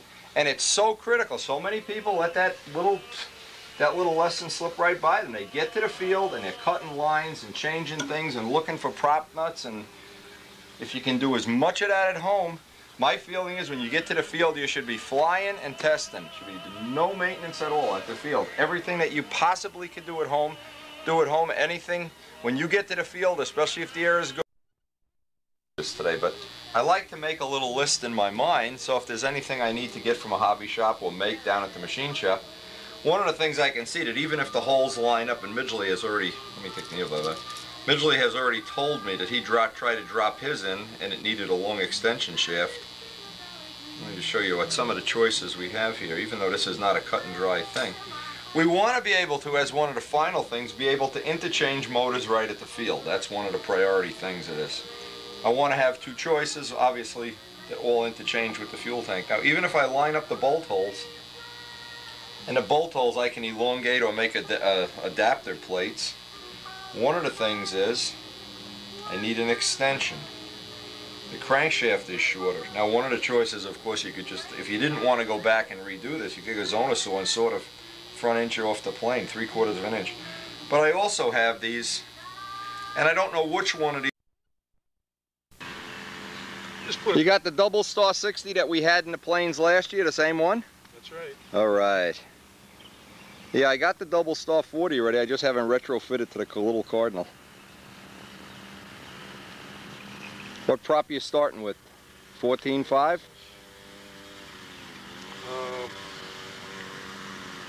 Yeah. The tank can't be filled. Why is this What thing? did we do with that one? Look at what is it? Maybe I do have this shit.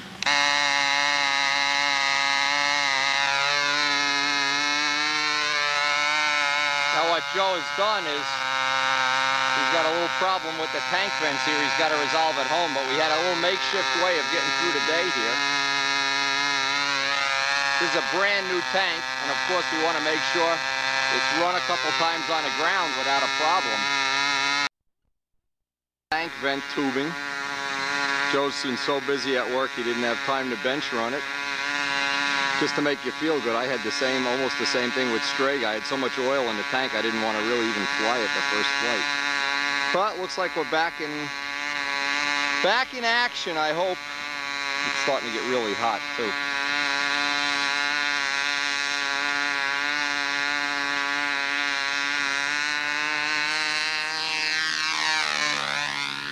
This is Joe's Double Star Light 60. 14.5 rev up cut down. Now I always found a Double Star 60 Light when I had it. The prop it liked the best was the 13.6 rev up. That was the friendliest of the props. But we still got to test off 4 blades. We hope we're going to get some air here. Usually down here when it gets hot, the air gets all punky and mushy, and I don't know if Joe's happy with the set. Oh, look at that elliptical wing. The wicked beauty of the elliptical wing.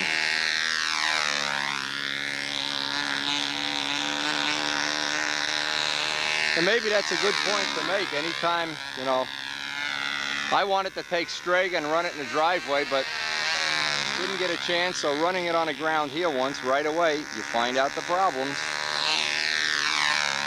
And we did get to run this once on it. I think it's just Rich. He's just going to run it out. But again, the good thing is, always better rich than lean. Rich is always better than lean. Yeah, we've taken a couple of flights with the 5 blade to get our square one under control. But it's gotten so hot that I have abandoned the tube muffler, gone right to the tongue, unrestricted tongue. In this heat, and it is really a cooker here. I'm really cooking away. And we'll be ready as soon as Joe comes down to do a couple tests with the 4 blade. I have both of the spare 4 blades here. Whenever I do this kind of testing, I like to bring my toolbox with all the other little blivets and back plates. I have the Brian Ether 4 blade. And we have never had that on a plane yet. We've done a little work repitching that, and we have one of the extra bollies left over from the Spitfire program that we've never had on a plane. So take a little look at them. The bolly, they're totally different. You see Brian's prop is a little thicker at the hub. Blades are a little thicker at the root and thinner at the tip. The bolly is more one-dimensional. Anyway, we'll get a chance to try both of them. And this is all stuff we hope we're going to be able to ultimately put right into the Spitfire program.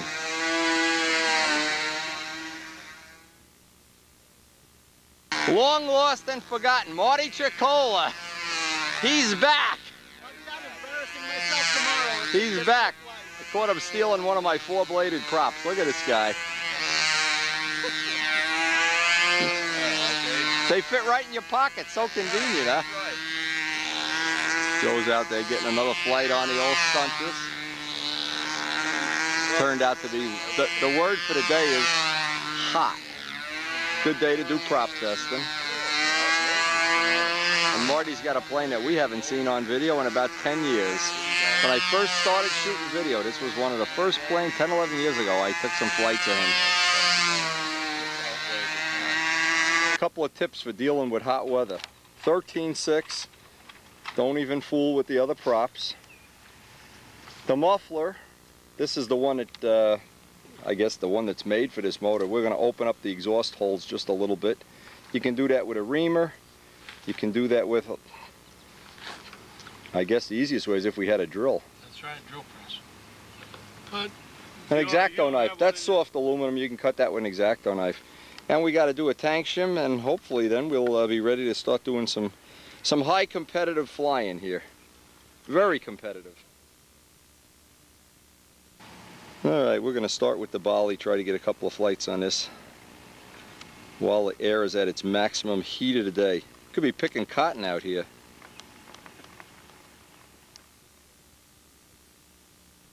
It's gotten breezy and hot, and so we're going right back to what was the square one crop here, just so we can get an overall comparison of all the crops today.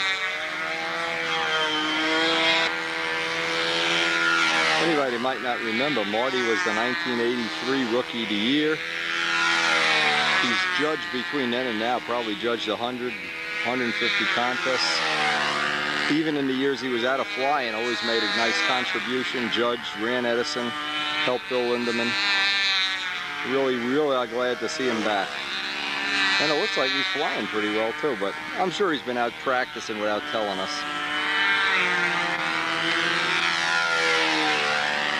Anyway, this is a really old plane too. I'm trying to remember. I know the first year I was videotaping, he had this plane. Oh, we're flying up into the trees here.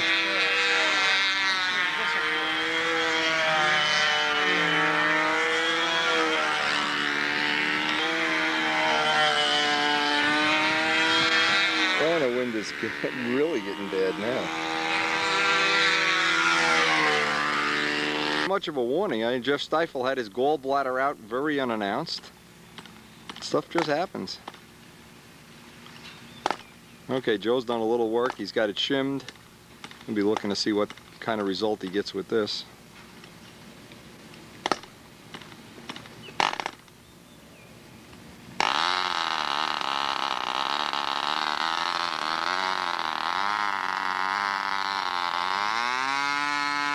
Love those elliptical wings.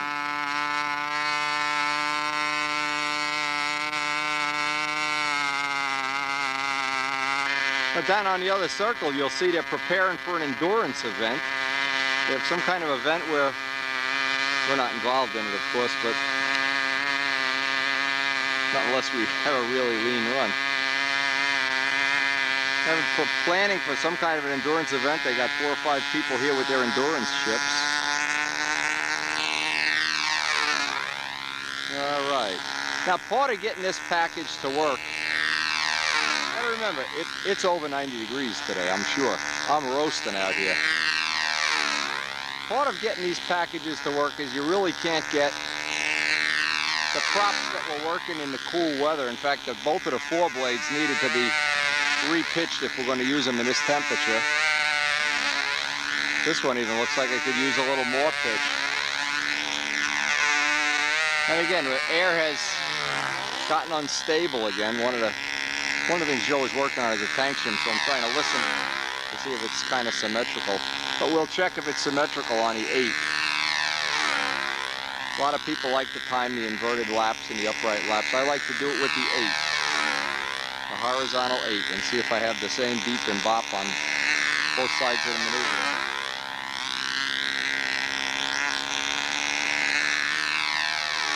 Even though we've had a myriad of little Mickey Mouse problems, this is the last day Bob Martens is going to be with us.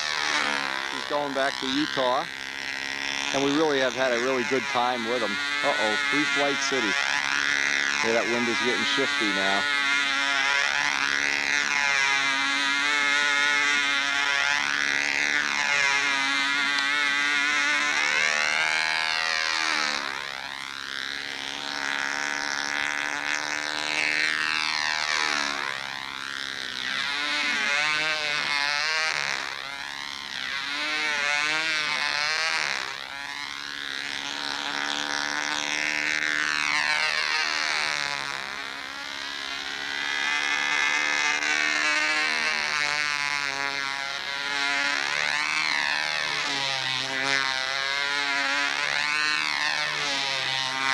Love to look at that elliptical wing. Oh, let's love it. Just love it.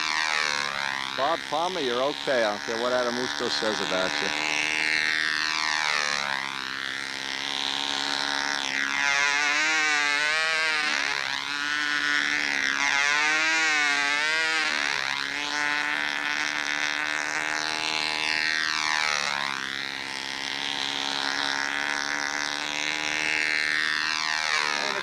pleasant to see. We have two people, Glenn Metter and Marty Chicola, that have been away from the hobby for quite a while.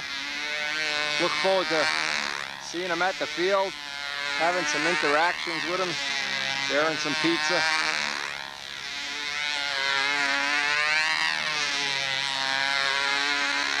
I know Glenn's got his ship ready to fly. We haven't seen him at the field yet, but we've heard through the rumor vine the ship is ready and it's beautiful.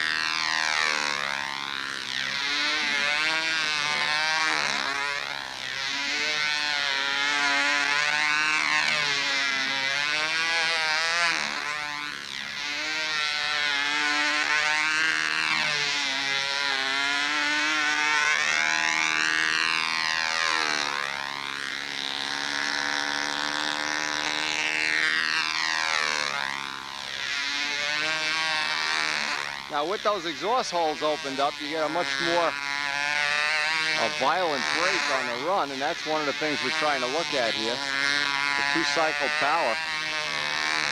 I don't know if Joe still has extra head gaskets in this, but in this hot weather, usually you'll pull them out. The hotter it gets, the less gaskets you wind up with in the motor. Always if you're fine-tuning. Of course, you never have to do that, but that's one of the things that can give you that little performance edge.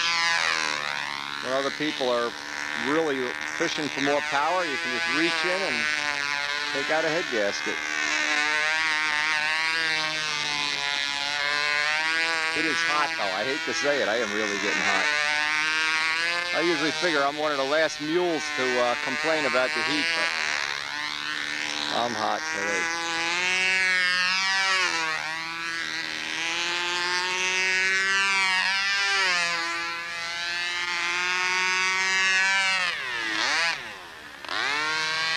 Guess he's not going to do to you. I guess not.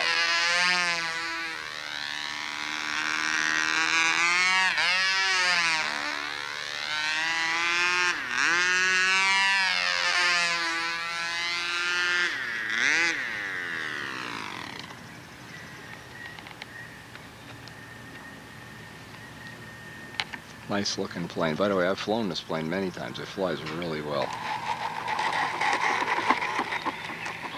Nice wing. Need a few more RPMs there, but that's definitely more power with that muffler open. That muffler open is the ticket, baby. That and a full tank. See Joe, see how many head gaskets you have in there. There might be 2 or 3 head gaskets in there. You say I gotta take some out, you think? Oh yeah, I'd put just one gasket for the heat of this kind of a day. One gasket will do it. Right back in the brush. The bush. Nice wing. Put a little gear on there. So I put a wire gear on my own wheels and I saved 20 grams. Now this is, when are they having the event? Tomorrow? Clear me in because... No, it's going to come up later.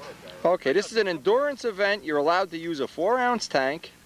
And all you have to do is stay airborne as long as you can. And this is what, an OS Max? That's an OS Max 15, yeah. Hey, is there any chance you would know who has an OS Max, this kind of motor, the carburetor that belongs on it?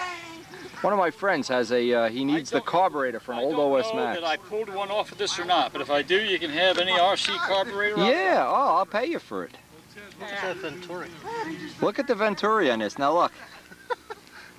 That's smaller than it looks. I never saw something. How big's the Venturi on it? It looks like there's no Venturi. You got about a 16th of an inch here. 55. Wow. 0.55. Less than a 16. See the idea of keeping the air off the fins too, so the motor runs hot. It'll run leaner when it's hotter. These guys are really high tech. See, nothing can ever be fun. Right away, it's got to be high tech. Right away, they got to have something that makes it crazy. It never could be that you just take 4 ringmasters and see who can stay up the longest. That would never do. Look at the neat little wheels on this. Pick that up, Marty, so I can see the wheels. You made the wheels yourself? Yeah, those are the bad set. You see what I got on the motor. The little O-rings from a, I guess, an automotive thing. That's cool. So how many guys are entered in this event now? How many guys are making it? There was somebody here before had one of these. Or maybe it was you down at the other circle. No, the other one was yellow, right? What? The other guy had a yellow one. Where the hell did he go?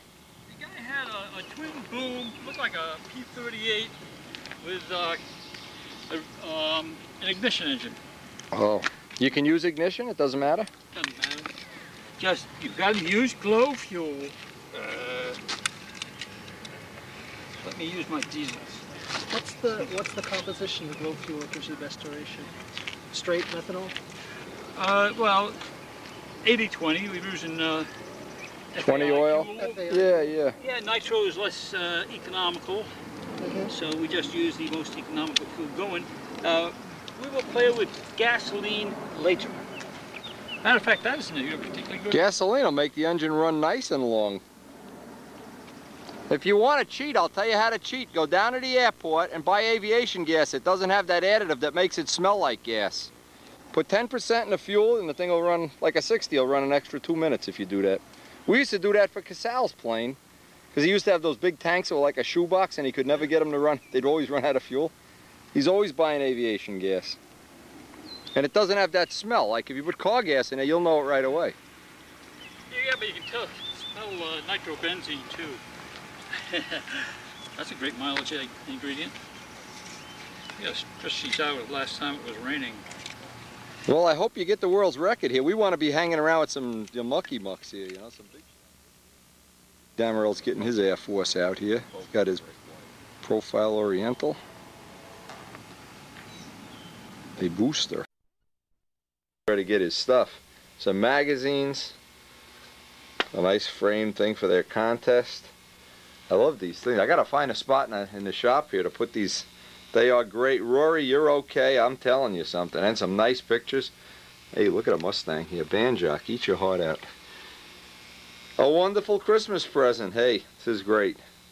I appreciate it. Thank you very much. Bert and Ernie, thank you. Well, I have to tell you, Rory, it certainly was a challenge finding enough room. There's not much room on a wall in this shop, but we got everyone up. Now check this out. You said this is Bert and Ernie's friends. You were teasing Bert and Ernie. It's not fair. Anyway, I got one right by their cage so they can watch it. Their cage, their tank, cage. I like these pictures, Rory. Thanks a lot.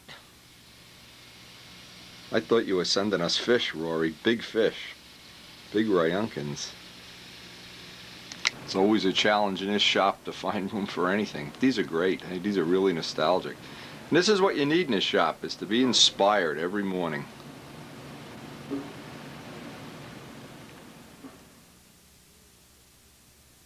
Now, just that, this is one of the things Rory said. This just happens to fit perfect for the Bud McKnight sanding sticks. Just drop right in there. That's a great little tip. And of course, I always put all my blades and things face down, so I don't cut myself any more than I already do. I'm pretty dangerous as it is. Thanks to Rory. Appreciate it a whole lot. Look for your picture in Stunt News.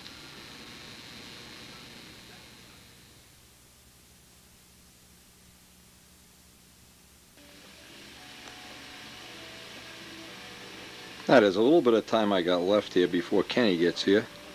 We're going to go over to the foam shop and work. And I got a couple of wood propellers from John Brodak. I want to take the finish off and try to get a couple of coats of paint on. The thing we don't know, see, we're not sure. I made this plane so it would clear. This really won't clear because I got the tail up in the air. So it would clear a 12-inch prop, but what I really probably am going to wind up using is an 11-inch. And I got a selection of two blades that I want to try. 10-6 top flights that from John Brodak's personal collection, and I also got a bunch of these oddball sizes of 11.4s and 11.5s. I only have 3 of them here that I want to paint right now, but I want to get them started. And ultimately, what I think is a good idea is, if you're really interested in prop technology, check out the 2 prop videos. Meantime, we're just going to spend a couple minutes getting these painted up, and maybe then get over to the foam shop and see what we can do over there.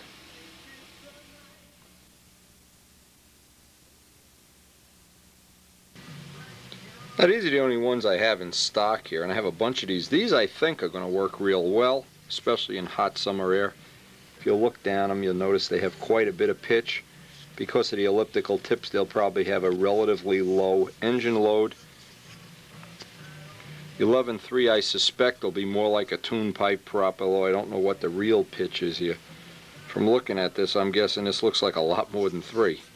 But maybe it is, maybe it isn't. Again, we'll know more about these. John Brodak sells these props, so maybe he'll be a real good guy and send me a whole selection of everything with 11 inches. 11. What I'd really like to have, John, hey, and I know you're watching, is 11.5 and 11.6. Then I'd like to have a 12.5 and a 12.6 and a 12.4 so I can cut them down to 11. But again, basically I'll get started with these today. This will give me a little start on getting these put together.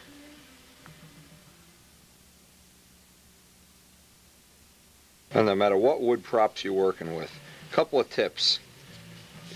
People take a prop and they just go put it on a prop balancer, sand the finish off so that the oil gets in right away, and get it roughly and crudely balanced and then leave it. Well, my feeling is if you're going to use wood props, and I think there's a lot of advantages to using wood props. Number one, they're lighter, needless to say. But one of the things you want to always do is get off the finish that comes from the factory. That factory finish is just really on there so they can sell you the prop, I think. And while you're at it, you can clean up all the blades, true everything up real nice, and put a nice coat. In this case, what I like to use on the props is black diamond acrylic lacquer.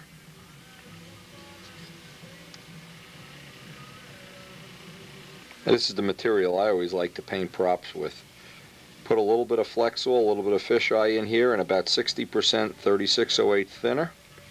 A couple of coats right over the raw wood. You don't need any sanding seal or any clear or anything. 3 coats if you want a show prop, and you got yourself a really nice, really doable finish.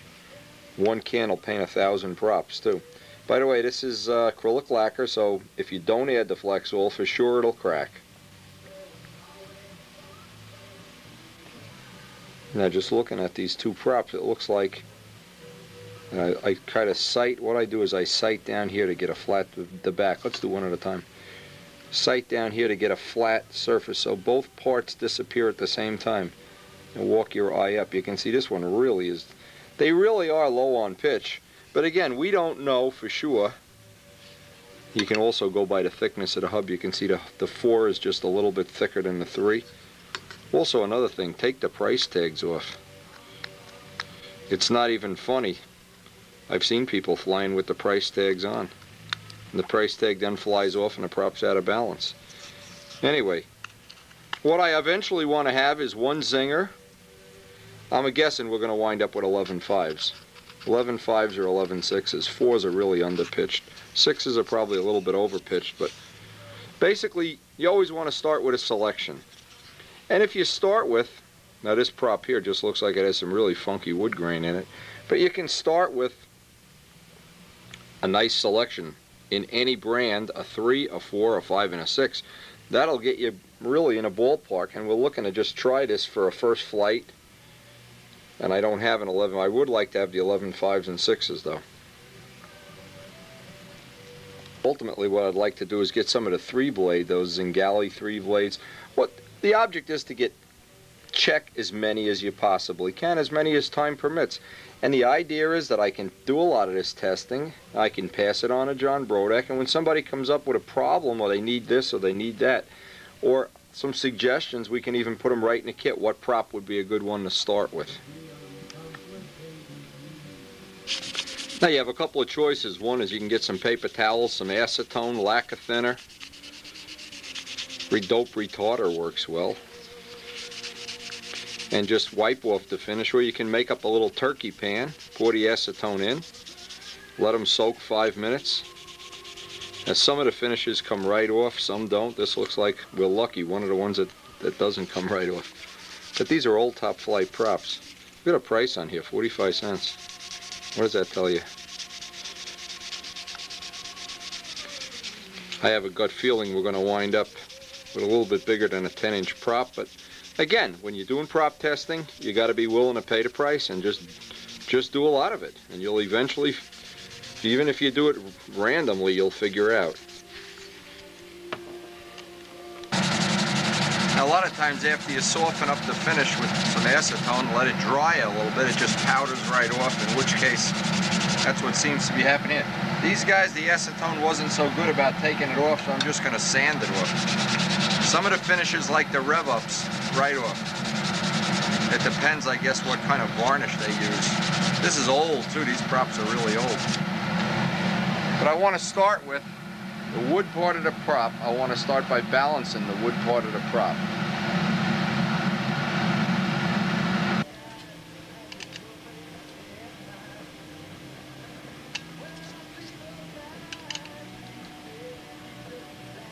Always want to start by balancing the wood part of the prop.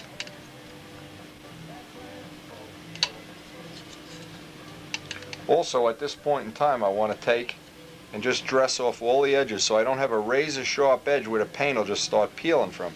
Just slightly radius each one of the edges. Now, because this finish was not really softened up enough by the acetone, in fact, you see, I can take my fingernail and scratch it off. I'll use the power sander. I know this will work.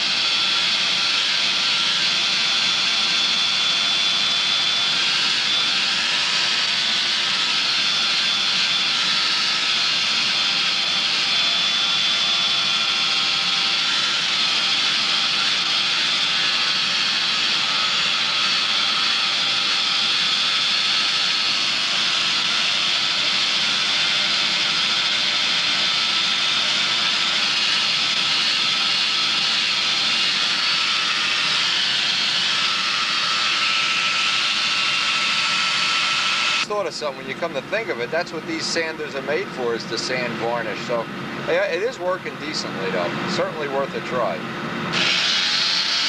found you can get a little better action if you press down rather than hold it up in midair.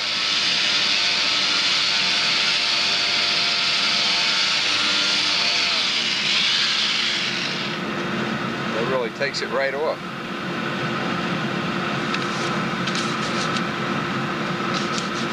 That sander, as we use it more and more, we're finding more and more little things. This certainly is one of them.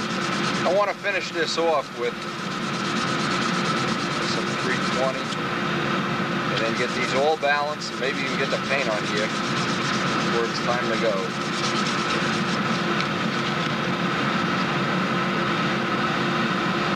Now, if you have one of these little floor sanders, you may want to try it. I found it to be somewhat helpful.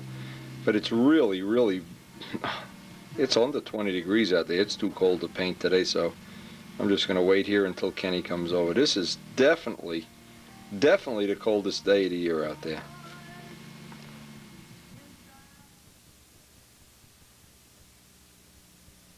You know, and the reality is there's just no substitute for having a lot of props. And with wood props, it's even economical to test them. You know, and one of the things we'll try to get some APCs. I hope, you know, sooner or later we'll have some zingers, some APCs, whatever. Anything in the 11, maybe to 10.5 range, I think will be worth trying.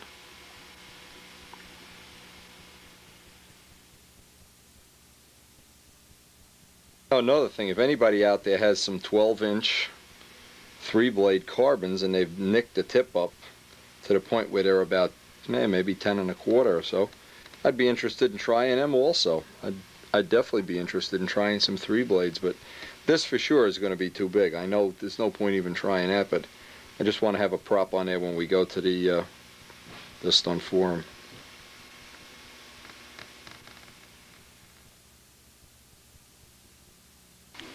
Testing props is always one of the things I personally enjoy. And this is a new opportunity for me to enlarge my knowledge of things, because I'm not really familiar with a lot of 40-size engines. So this will give me some time to familiarize myself with the K and B 40. And if there becomes some other engines available, anybody would like to mail me some free engines, be my guest. Just kidding.